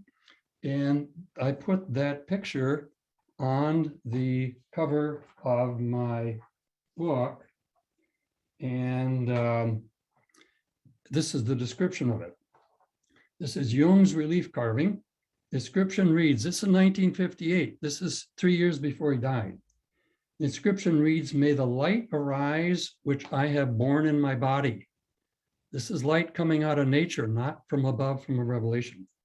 The woman reaching out to milk the mare is Jung's anima. I think it looks like Jung. His inner feminine, a quote, millennia-old ancestress, end of quote. The image is an anticipation of the age of Aquarius under the constellation of Pegasus, the winged horse. The feminine element is said to receive a special role in the new eon. Jung suggested that the springs gushing forth from the hoofs of Pegasus, also known as the font horse, are associated with the water bearer, the age of Aquarius. You find a wonderful manifestation of this in Dallas, Texas. If you go downtown to what had been the winged horse, was that Mobil oil? At the base of that, it must have been inspired by Hillman when he was down there. They have, they opened up a spring that had been shut off at the base of that building, and they used that water to run through like an abstract of the Texas Hill Country, and the water flows by rocks dedicated to each of the muses. So my favorite place in Dallas. Helped eliminate some of my negative associations to Kennedy getting assassinated down there. So what are the attributes of the New Age? And from what I could decipher, these are some of the attributes. A special role for the feminine in the New Age. This is one of my images for that. Here's another one. Emergence of new spiritual forms. This I mentioned before, Christian integration of vital elements of heathenism they had been persecuting. Jung's talk about the importance of integrating our cultured side with the 2 million-year-old man within, an end to the degradation of the environment, And I mentioned this before, painful awareness of the fragmentation within ourself and our society, and the God image that will hopefully provide a transcendent function to produce a new whole God image that leads to transformation and psychological growth. And I posit Hermes, like I said, of the God of ecopsychology. And these other reasons I mentioned it for that will go on here. And an age of Aquarius educational system. So I would use Jung's ecological model. And I wrote about this in my volume 1. And I let myself imagine this because here in Milwaukee, we have so many of these, what do they call them? Schools that are outside of the main school system. A lot of them are conservative Christian schools. So I thought this gave me the freedom to think, why not a K through 12 system based on Jungian eco-psychological principles? So if I were setting that system up, and I just provided a sketch in volume 1, I would use Jung's ecological model of the psyche and the self for the framework. I would teach psychology that's useful, psychology about the shadow, projection, animus, the self. I would instruct about archetypes and the evolution of the Western symbol system that's related to Christianity and how that has contributed to our dysfunctional relationship with the environment, as I reviewed when I went through these various layers of the collective unconscious. Incorporate a sense of the numinous. Jung said, if you don't have that, you don't have a holistic culture. I would use age-appropriate dreams, fairy tales, and movies to engage and educate the students. I would use Native American stories and films at all grade levels. Beginning at the 9th grade, I would talk about the Greek myths of Hermes, and Hillman helped develop this for me, who was worshipped as a phallus and could easily fantasize about sexuality, especially for men. We don't have a sacred image for phallic energy. And Robert Bly picked up on that, and where he made a fairy tale into the basis of the men's movement by picking up on Iron Hans. That's about the suppression of aggression and sexuality in the male. In one way you can interpret it. I would discuss and show films about Native American vision quest as a model for the self for kids. Jungian psychology is so much about second half of life.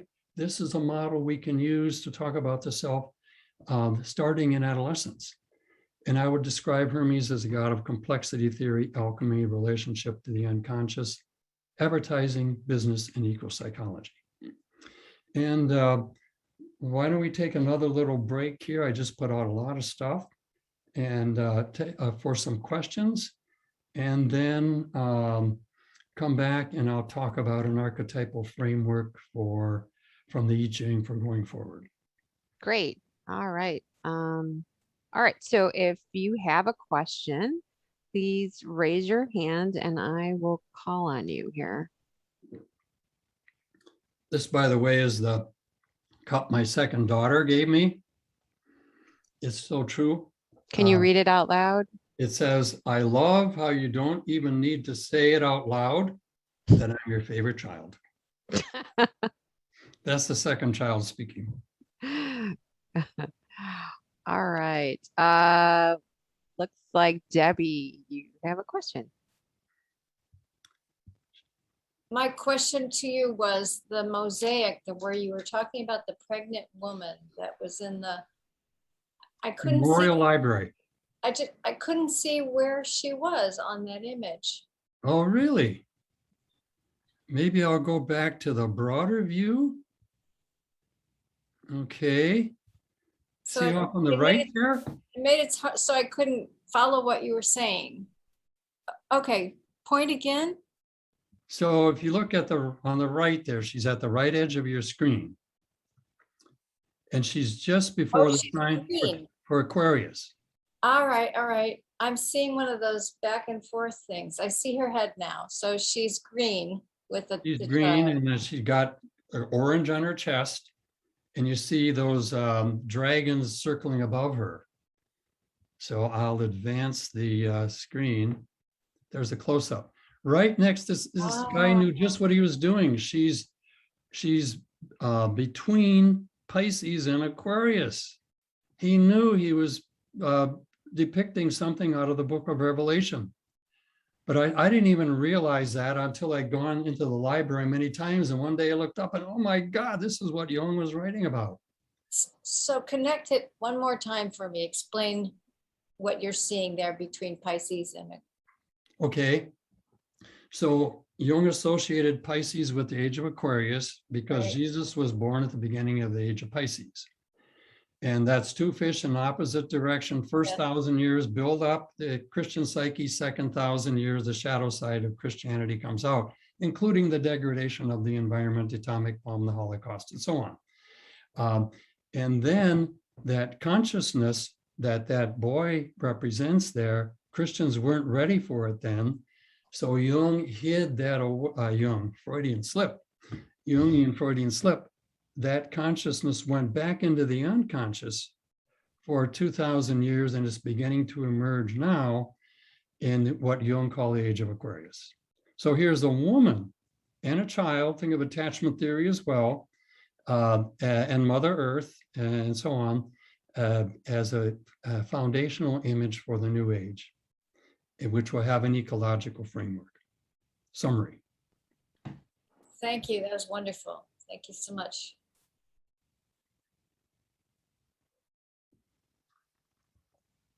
Okay, we have time for like another question or. Why don't I press stop share so people can see my face?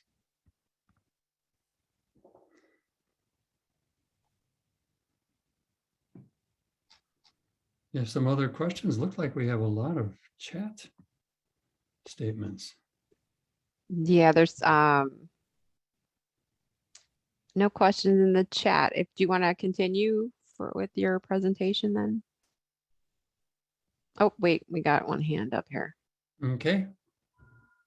Sometimes it takes a minute. So, Cynthia, hi. Hi. So I'm just wondering if we, in order to be a doable, we're all looking for something doable in our own life at this moment. Mm-hmm. I'm wondering if we were to get behind in terms of supporting financially, boomers have some money, say a college group that is concerned about climate change. And if we were to bring to them these fascinating, this study you have made about Jung and the archetypes, but what would we bring to them from Jung that would be hopeful for them? What do we bring to them that gives them something to feed on, as opposed to it's all very dire? Do you know what I'm saying?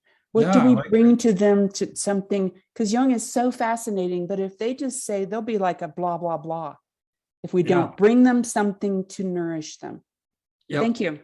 Think back to Greta Thunberg's statements, how disappointed and abandoned the youth feel.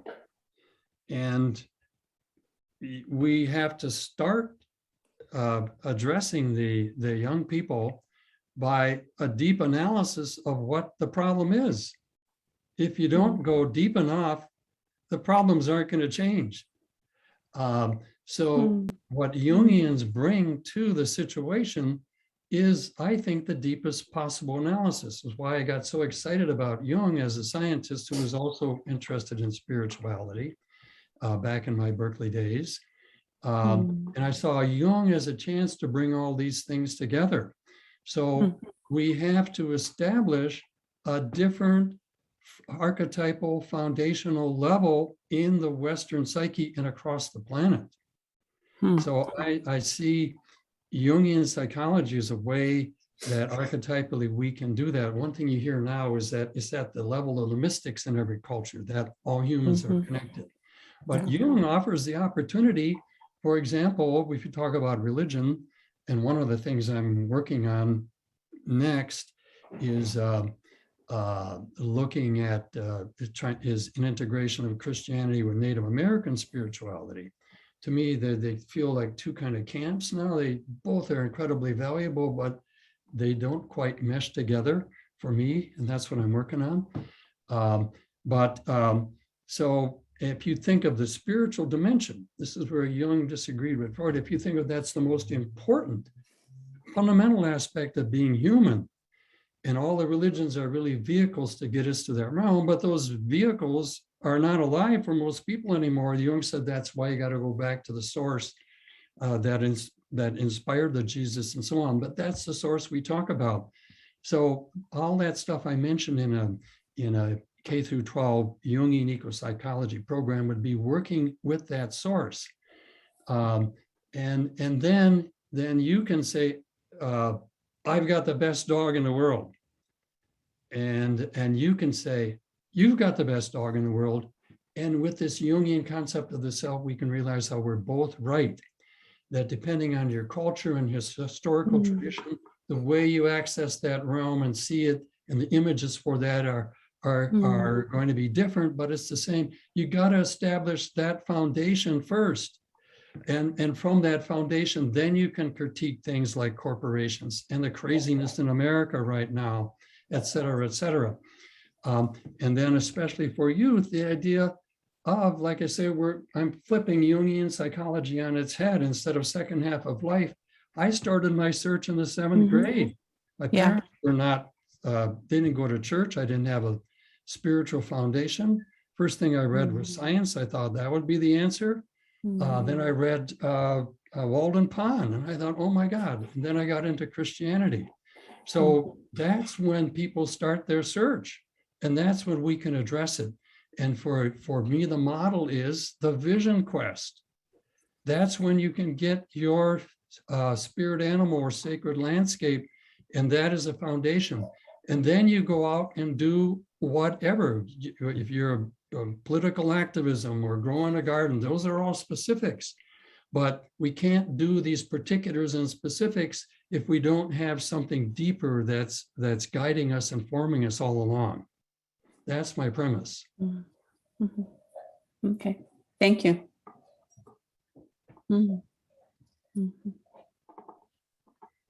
Okay, Arlo. Dennis, if I hear you, you've made the transition from, in a way, being a scientist to much more of a spiritual individual. And if I hear your argument, you're really arguing that that's a process that we need to sort of follow, that there needs to be a deeper grounding, which is really a kind of spiritual ground. Is that fair? Well, to be more specific, I honor my science side as from kind of the embodiment of the spirit of Apollo. So it's just one of the gods. The self would be what kind of brings all the gods into relationship. But so I can call myself a spiritual scientist, and I honor that dimension of Apollo. But I was fortunate that this high school science teacher was also in the Missouri Synod, and he told us in the first few days of biology class that science has its parameters. It's limited, but the parameters are awfully powerful. I mean, I admire a good sports car, so but it's the spiritual realm, and it's the spiritual dimension in the material realm and so on, much along the lines of the way Teilhard de Chardin talked about the material realm. So the spirit in the land and that's the spirit in the material. And that's what alchemy was about, was bringing together the material and the spiritual.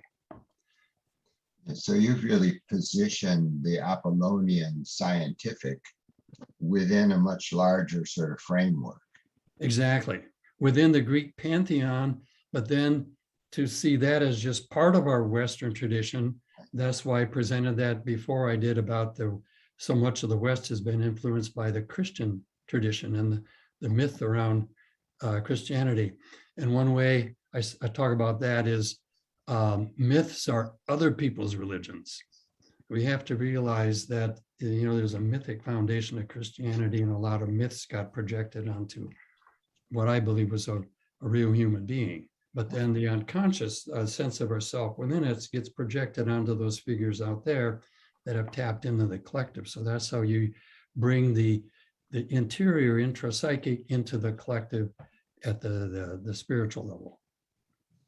It seems to me also that oftentimes now in the contemporary sort of scene, that there's a latching on to a spiritual mythological sort of perspective that tends to diminish science, that has no place for science. Yes, I'm very sensitive to that as a scientist. Yeah. Yep, very sensitive to that. In fact, I've had enough problems with the Jung Institute about science. And my first professional paper in the Boston conference in '85 was called Jungian Psychology and Science, a Strained Relationship.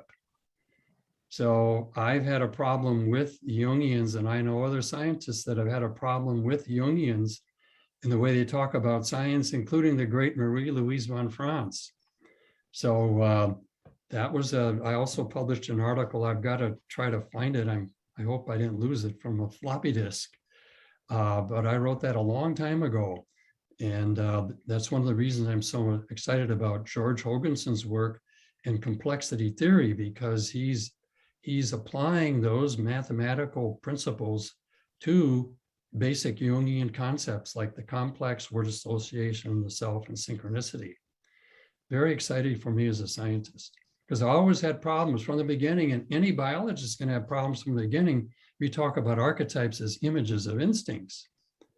It takes them a while to explain that to somebody that it's not really that in a way, but complexity theory just is Occam's razor. It's a much simpler and more basic way of talking about these basic Jungian concepts.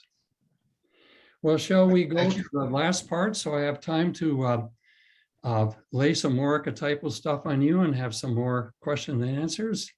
We have one more. Debbie has her hand up. I just want to check with her and then we can move on.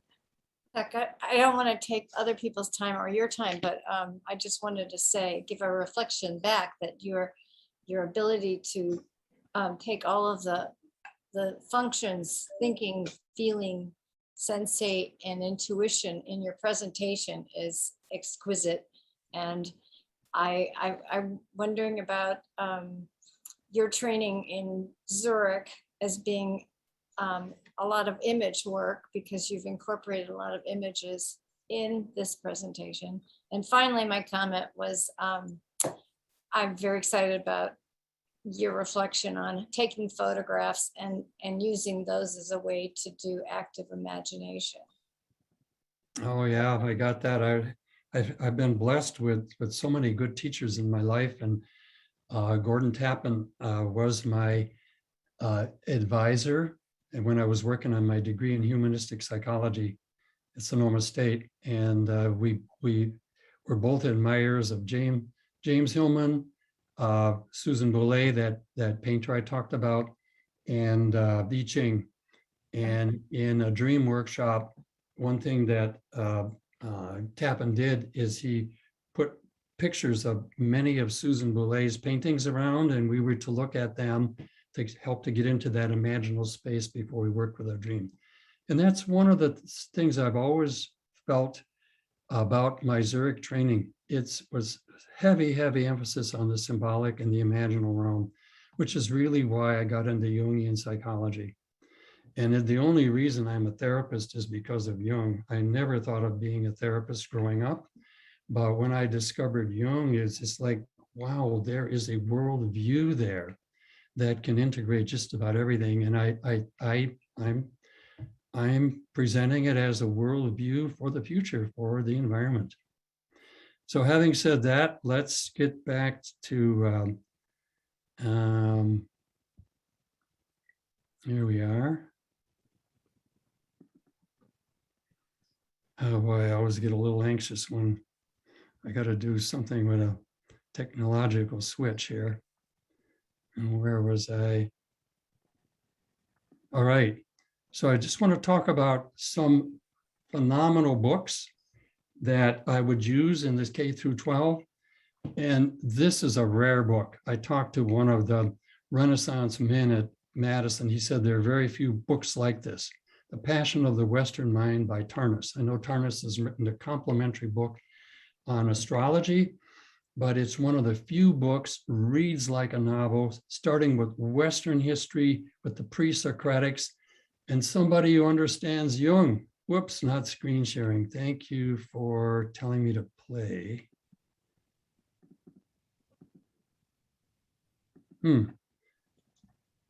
So I You can't, might have to hit the actual play, like the play yeah, I tried to hit it, but icon. yeah, Yeah, the word play is not active. It's just the yeah, button. your message to me was impeding my ability to hit that play. Okay, this is the book. And it for somebody with a science background, it really helped fill in my humanistic background, if you will. This is, I think, another excellent book for academics, Rethinking Nature. I have a chapter in there on ecopsychology, but, oh, I was going to get the book, hang on.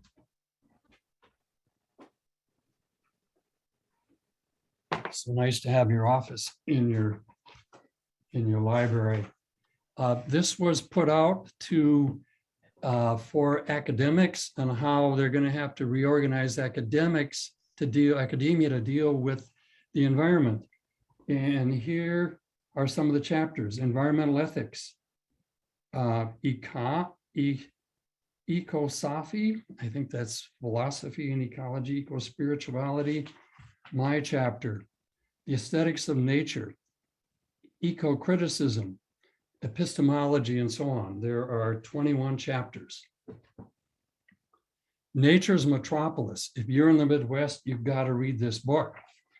It explains how Chicago is the yang to the Midwest yin of the incredible agricultural resources and the forest and so on. Written by William Cronin. This is his PhD thesis at Yale. He grew up in Madison, and it describes how Chicago became in Jungian terms the yang. They developed, McCormick Deering, the farm equipment to be able to harvest this some of the best agricultural soil in the world, the breadbasket, the corn belt, and so on. The slaughterhouses, all the cattle were sent into Chicago and so on. It's just a wonderful book. It was so good that I didn't hate the Chicago Bears so much anymore after I read it. Here's a good book about different spiritual practices that you can use as therapists. And he recommends like where to go, types of environments you want to be in for depression or anxiety and so on. And this is the second part of what I have to offer. I talked about the corporation being the modern day monster. And this is one of many good books out there about sustainable or green economy. And these are some of the premises. Now they're thinking big, but like I said, we've got to think big. We've got to think in terms of paradigm shifts.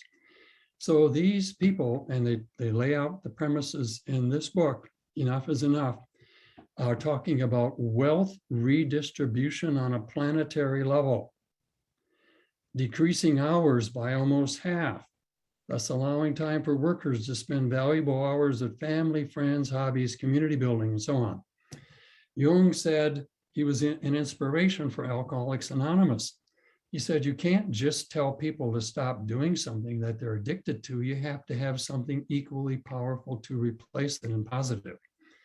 And I'm thinking that this is what we can offer people instead of trying to buy themselves into happiness or drink themselves or smoke themselves into it. Issues about the family and being able to cultivate friends, hobbies, connection with nature, like at these nature centers and so on. But you have to cut down on the working hours to begin with.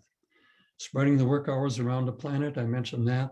This is right up Jung's alley, limiting population numbers. You know, as an environmentalist, 30 years ago, I was looking at the population increase around the world. What do you know? Central America, all these population explosions. And what do we have now? So one of the reasons between that and the climate change and the effect on the coffee groves and plantations in Guatemala, all these immigrants coming across the border. We have to consciously limit our number. The idea is, Jung talked about the alchemical idea, the opus contra naturam, the work against nature. We have to work against our natural nature as an animal to reproduce. We have to consciously limit our numbers. We have to work against our natural nature to extend our power. That power gets solidified and legalized in the forms of the laws supporting the corporate model. Work against nature, I think, is to not to destroy it, but to modify it. And there are different types of corporations. I think they're B corporations. There are ways of doing it. It's going to take a lot of work, but we have to have this kind of spiritual, psychological foundation for us to do one of the many things like addressing corporate power. So now I'm going to provide an archetypal framework for moving forward. One of my main symbol systems is the I Ching. When I discovered Jung, and because his name kept popping up in such diverse and interesting ways in my Berkeley days, I thought, who in the heck is this guy? And then in 1973, San Francisco Jung Institute put on an introduction to Jung. They showed Vanderpost and face-to-face. Then that fall, I took my first course and just really got taken by Jung. And when I started reading Jung, he kept mentioning this I Ching. What the heck is that? And this is very Unitarian, very Berkeley. The Unitarian Society in Berkeley, to commemorate the 100th anniversary of Jung's birth, put on a week-long series of events to do that. And the last event was a I Ching workshop taught by a Presbyterian minister who had given up his church in Oregon to come down and work with street people in Berkeley. And one of the things he did with them was to cast a hexagram. I've never used coins. I had a countercultural friend, shall we say, that sold yarrow stalks as a way of consulting the Jing. And I took to the Jing like I did to Jung. It's like, where has this book been all my life? I can't believe that everybody doesn't use it. So it's 64 hexagrams. They are archetypes based on the binary code. So it's a numeric base, which Jung said was the purest form of the archetypes. I go into all this in my talk on Orange County Jung Society on the I Ching. So these solid and broken yin and yang lines are the first attempt by the Chinese to get some sense of what that pure form of the archetype, the binary system, means. So this is a hexagram called increase, and I'm positing that as an archetypal guide for us at this moment. And it is an evolution of the hexagram 12 standstill. So those three top lines are yang lines. And yang is associated with the archetypal masculine, with intellect, with thinking, with the spirit, and with heaven. And their natural movement is up. Those three lower lines are three yin lines. That's archetypally associated with the feminine, with the receptive, with the dark, the moist, and the earth. Its natural movement is down. So heaven and earth are out of relationship with each other.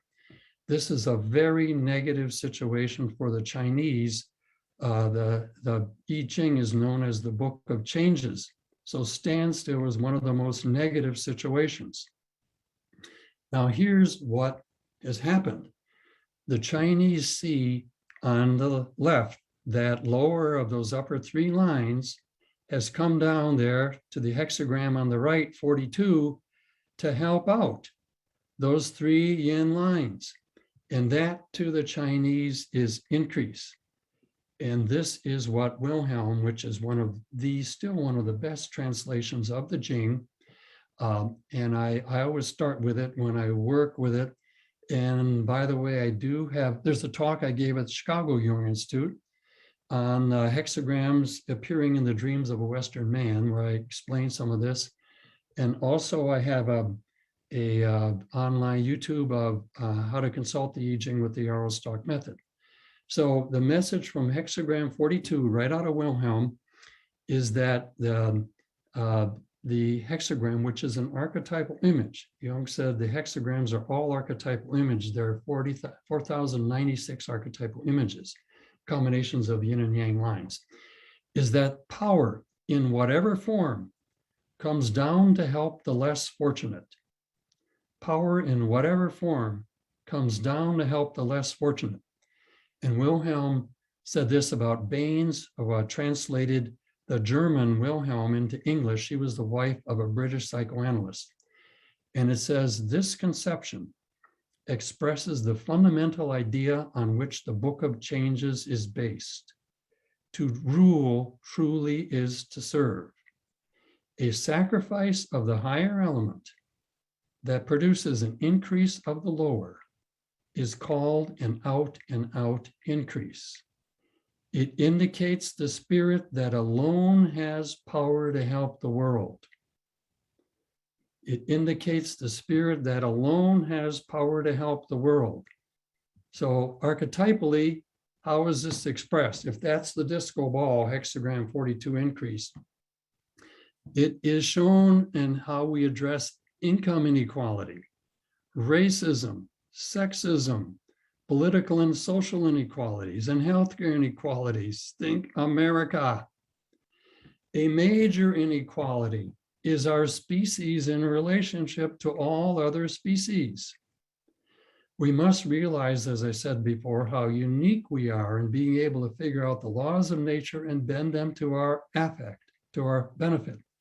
That's Hermes and Apollo. Hermes as advertising, Apollo as science, Saturn as the forms for the corporations and so on to produce all this material stuff.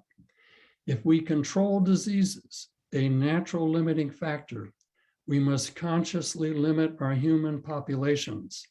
Religions that don't support that have to change. And then this is kind of a summary here. So in this presentation, I have focused on the unique contributions, unique dimensions of Jungian psychology that brings to us a deep understanding of our dysfunctional relationship with the environment and how we can work in a Jungian manner to connect more people more deeply to nature. Nature offers ecological models of interrelatedness and interconnectedness that we must apply to our human systems and relationships, beginning at the intrapsychic level with the relationship to the little people within. We can bring into our therapeutic practice an ecological construct of the psyche at many levels. And there's a chapter in my Jungian Ecopsychology, Volume 1, on these principles in psychotherapy. The sense of a transcendent and archetypal dimension is most significant when we can recognize what indigenous cultures call spirit animals, what can be seen as the essence of a person, a foundation for their life, and a guiding and healing spirit, a self-image in Jungian terms. So to summarize then, Jung's New Age paradigm shift. We must think big and in comprehensive terms. We must be thinking in terms of a paradigm shift. We have to change the corporate model. Otherwise, it'll be like trying to change the course of the Titanic. These are not small tasks, but we have to think back to the beginning of my talk. We have to realize how terrible the situation is. We have to realize how frightening the future is for our children, to compel us to work toward major change and major shifts in what we're doing. And then always keep in mind that transitions are chaotic and often dangerous. Think of the French Revolution. That's one way I think of living in the upper Midwest. all these white blue collar workers that lost their jobs. They're never going to come back. Somebody comes along as a savior promising to make America great again and restore all this stuff. And that leads people to follow a false prophet. As far as this is my personal experience, opinion, one Jungian's opinion. It's not the opinion of the Jung Institute, okay? And that's one thing I like about living in Milwaukee. We fell the hardest and the fastest. And we had one of the best public health care systems in the country. We had socialist mayors for decades, unlike any other American city. And look where we are now, some of the highest poverty rates, poorest health care for African Americans, on and on and on. So one of my images is from Teilhard de Chardin. He talked about our human species evolving toward an omega point, like a universal consciousness. And I say that these utopian ideas have to be reality. We have to think in terms of a brotherhood and sisterhood of man. We are all in this together, economically, and in terms of our systems, all the systems that we have established and so on. It's not a Chinese problem, an American problem. It's a species problem in how we look at each other, but we can get a sense of how out of balance we are by looking at how out of balance we are in nature. And that degree of imbalance with nature, because like I said, of our uniqueness as a species, is pretty much being shown in how imbalanced we are with each other.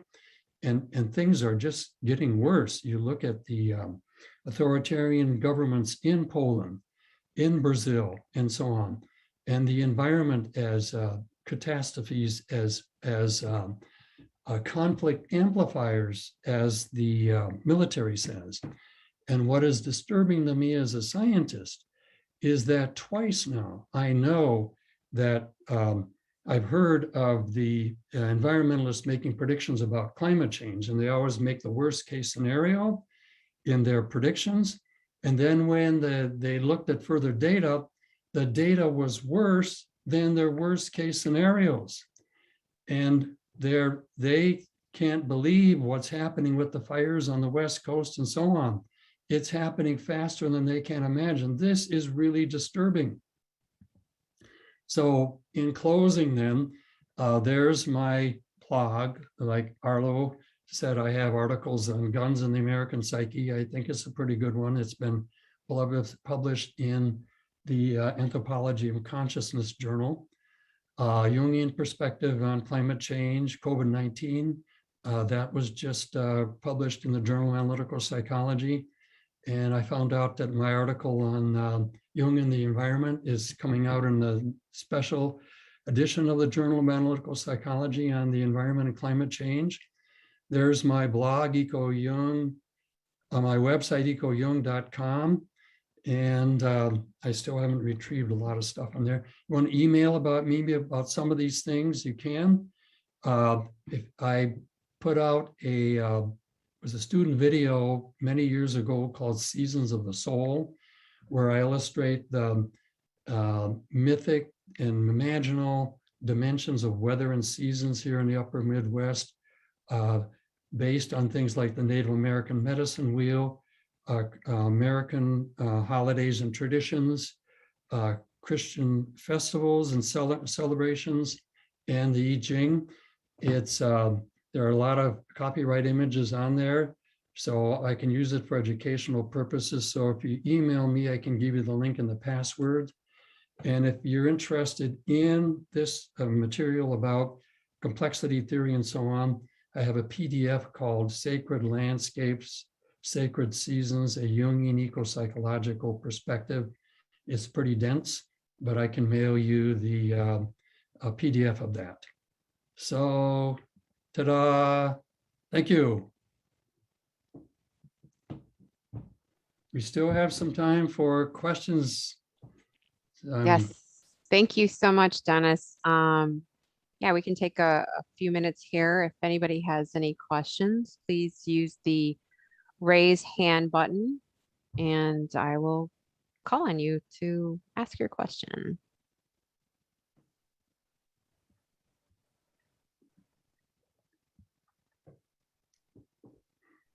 While they're doing that, I'm going to go get another drink of water. All right. Let's see here. Sundance. There you go. Okay. Okay, I'm just gonna wait for Dennis to get his drink of water. Yes. I'm looking at that animal on his shelf. I can't quite tell what that is. Yeah, what's over Badger. your shoulder? Yeah. Okay, a badge. I'm in the Badger State. Awesome, wonderful. Yeah, I was just first of all, thank you very much. I feel like this presentation is so important and timely, and it's connected with a lot of the stuff I do also. So I really just really appreciate you bringing this this message. Oh, thank you. What I wanted to ask though was, and I'm not an analyst or anything, but just from an ecopsychologist point of view, is how do you work with your patients or your clients and say, look at them in terms of their relationship with their land, or their relationship with the environment? Is that part of your analytic practice to work with them on those kind of issues, or is it more just if it comes up and you talk about it with them? Oh, thank you so much. My forte has always been dream work. Mm. And I always look for what is a potential spirit animal or a connection to the land. And then I give them the spiel pretty much as I gave you. It's like I talk about how the Lakota Sioux deal with it, and then how you have to manifest that spirit animal in your life. Yeah. And I gave examples of how I am doing that with my sacred Wisconsin meadow scene. And also, I pretty much lay it out.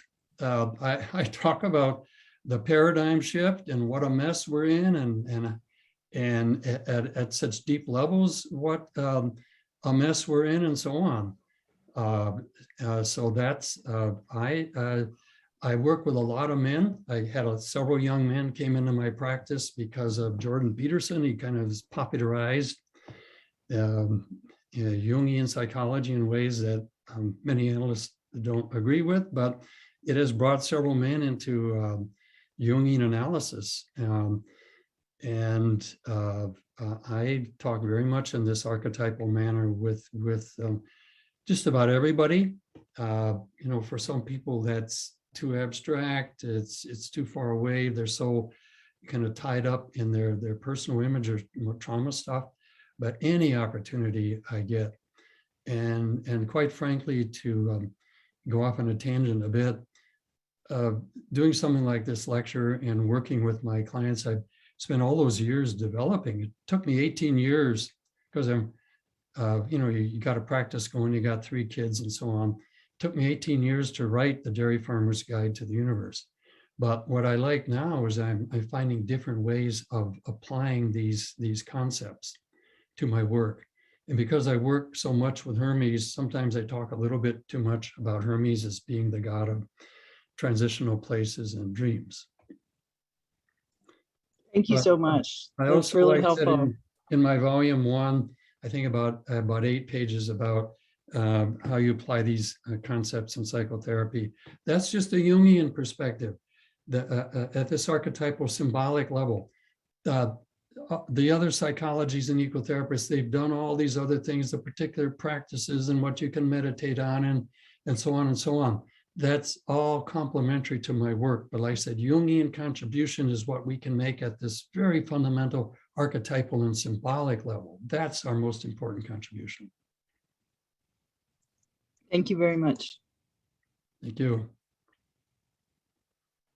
Okay, we have Michael. Thanks, Danielle, and thank you, Dennis, for this wonderful presentation with so many layers and so many directions to pursue. It's been really cool. My question, I wonder if you could speak a little more to the psychological situation of like I'm thinking about people who move from one landscape to another. You spoke about topophilia and place rootedness, and I, like you, I'm an upper Midwesterner, and I now live in California, an hour away from Berkeley. And I haven't made the return home yet. And I'm like, the seasons are so different. The land is so different here. And I wondered if you could maybe just kind of speak to that a little more, and what that means for the self and the psyche. Oh, thank you so much for that questions. You guys are beginning to feel like plants. Planted question. Yeah, I got two parts here. I was actually born in Long Beach, California. My mother went out from the home dairy farm around Green Bay to hang on. The sunlight's coming in here pretty strong again. I just love noticing the change of the sunlight and so on. Still a problem. There we go. And she was, she got a job with Douglas Aircraft building those flying fortresses, the bombers. And then after my dad got back from France in the war, my first 6 years of my life were in Anaheim. And that was when we were surrounded by orange groves. And my parents thought the city is no place to raise kids. So they moved back to the farm, that dairy farm I showed, when I was 6. And it was a culture shock.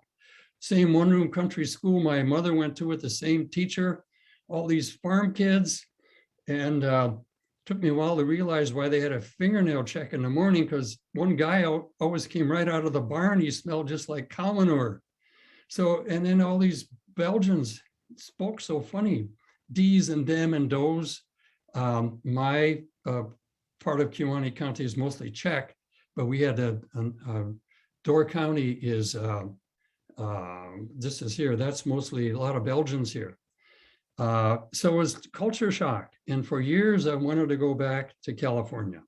Finally, I decided about the 8th grade, well, maybe California, maybe Wisconsin's as good as California. So I get out to Berkeley, California girlfriend, travel all over, see all these fabulous places. And then I met, after being out there, this was about 72, got together with a woman who had a lot of girlfriends, and I had a lot of entomology male friends, and we had spike punches and all my tapes from the music from the fraternity. So we had these great parties. And she had a party with, she was in law school, and Henry Royce's son, Henry Royce set up the Ice Age Trail here in Wisconsin, was at the party. He was in law school. I'm talking to him for a while, and he says, "You miss Wisconsin, don't you?" And that was a shock to me. And I thought about it, and I realized I felt more connected with the land and the seasons and the smells here and the weather than I ever felt in California. And then when I had that dream in Switzerland about the sacred landscape, this is flyover country. It's not flashy. There's no redwoods. There's no Yosemite Valley. There's no San Francisco Bay Bridge or the Golden Gate Bridge. But you have to study the land. You have to know something about it. You have to know about drumlins. Phil Lewis said there are 72 personalities here in Wisconsin. There are 6 in Illinois. But you have to be conscious of what you're looking at. And these are the types of things. So that was the first response to your question. And yes, another issue becomes, where can you live that your soul feels most supported and can help you feel interconnected with the environment at a deep level. I think of a dear friend of mine who is a mountain girl, and here she was in Wisconsin, and her husband grew up in Texas, but he loved the water. So when they retired, he had some family money from some oil wells in Texas. He bought a small yacht, and they sailed around for years in the Gulf of California, Baja, California. Then he died, so now she's back in the mountains. So there may be places where it would be ideal for your psyche to live, for you to be fully human. The other question I think is more interesting that you raise: how do you help people like Americans that move around a lot? And that is what I've worked on in the book Land, Weather, Seasons, Insects. You take these archetypal concepts and you apply them to whatever you're in. Another thing that I've done, and I may get back to it, but 25 years ago, I thought of an ultimate ecopsychology program for the state of Wisconsin. And I presented it to the UW, that the branch of the university that goes after grant money. And they said, this, we can get support for this because it's multicultural, interdisciplinary. But I'm not a card-carrying member of UW. We could not get a science department to back us. But I know I had a good idea because one of the scientists tried to rip it off, tried to put it in under his name, but he cut out the Jungian psychology part of Native American spirituality. So my wife was able to embarrass the guy and get it withdrawn. But I do have ideas of how you can develop a program so that when people move into an area, they have a program that can help them connect to the land. And I've been able to experience that myself, moving here to Milwaukee 13 years ago after living for 25 years in Madison, came back from Zurich, settled in Madison. So I've been watching myself, how I get connected to Milwaukee, not only the culture and the history here, but also to the land. So I'm kind of a case study of myself. I think these are very important issues, and I see this as part of ecopsychology. So those are the three parts I tried to answer your question. That's wonderful. Thank you so much, Dennis. I appreciate your time.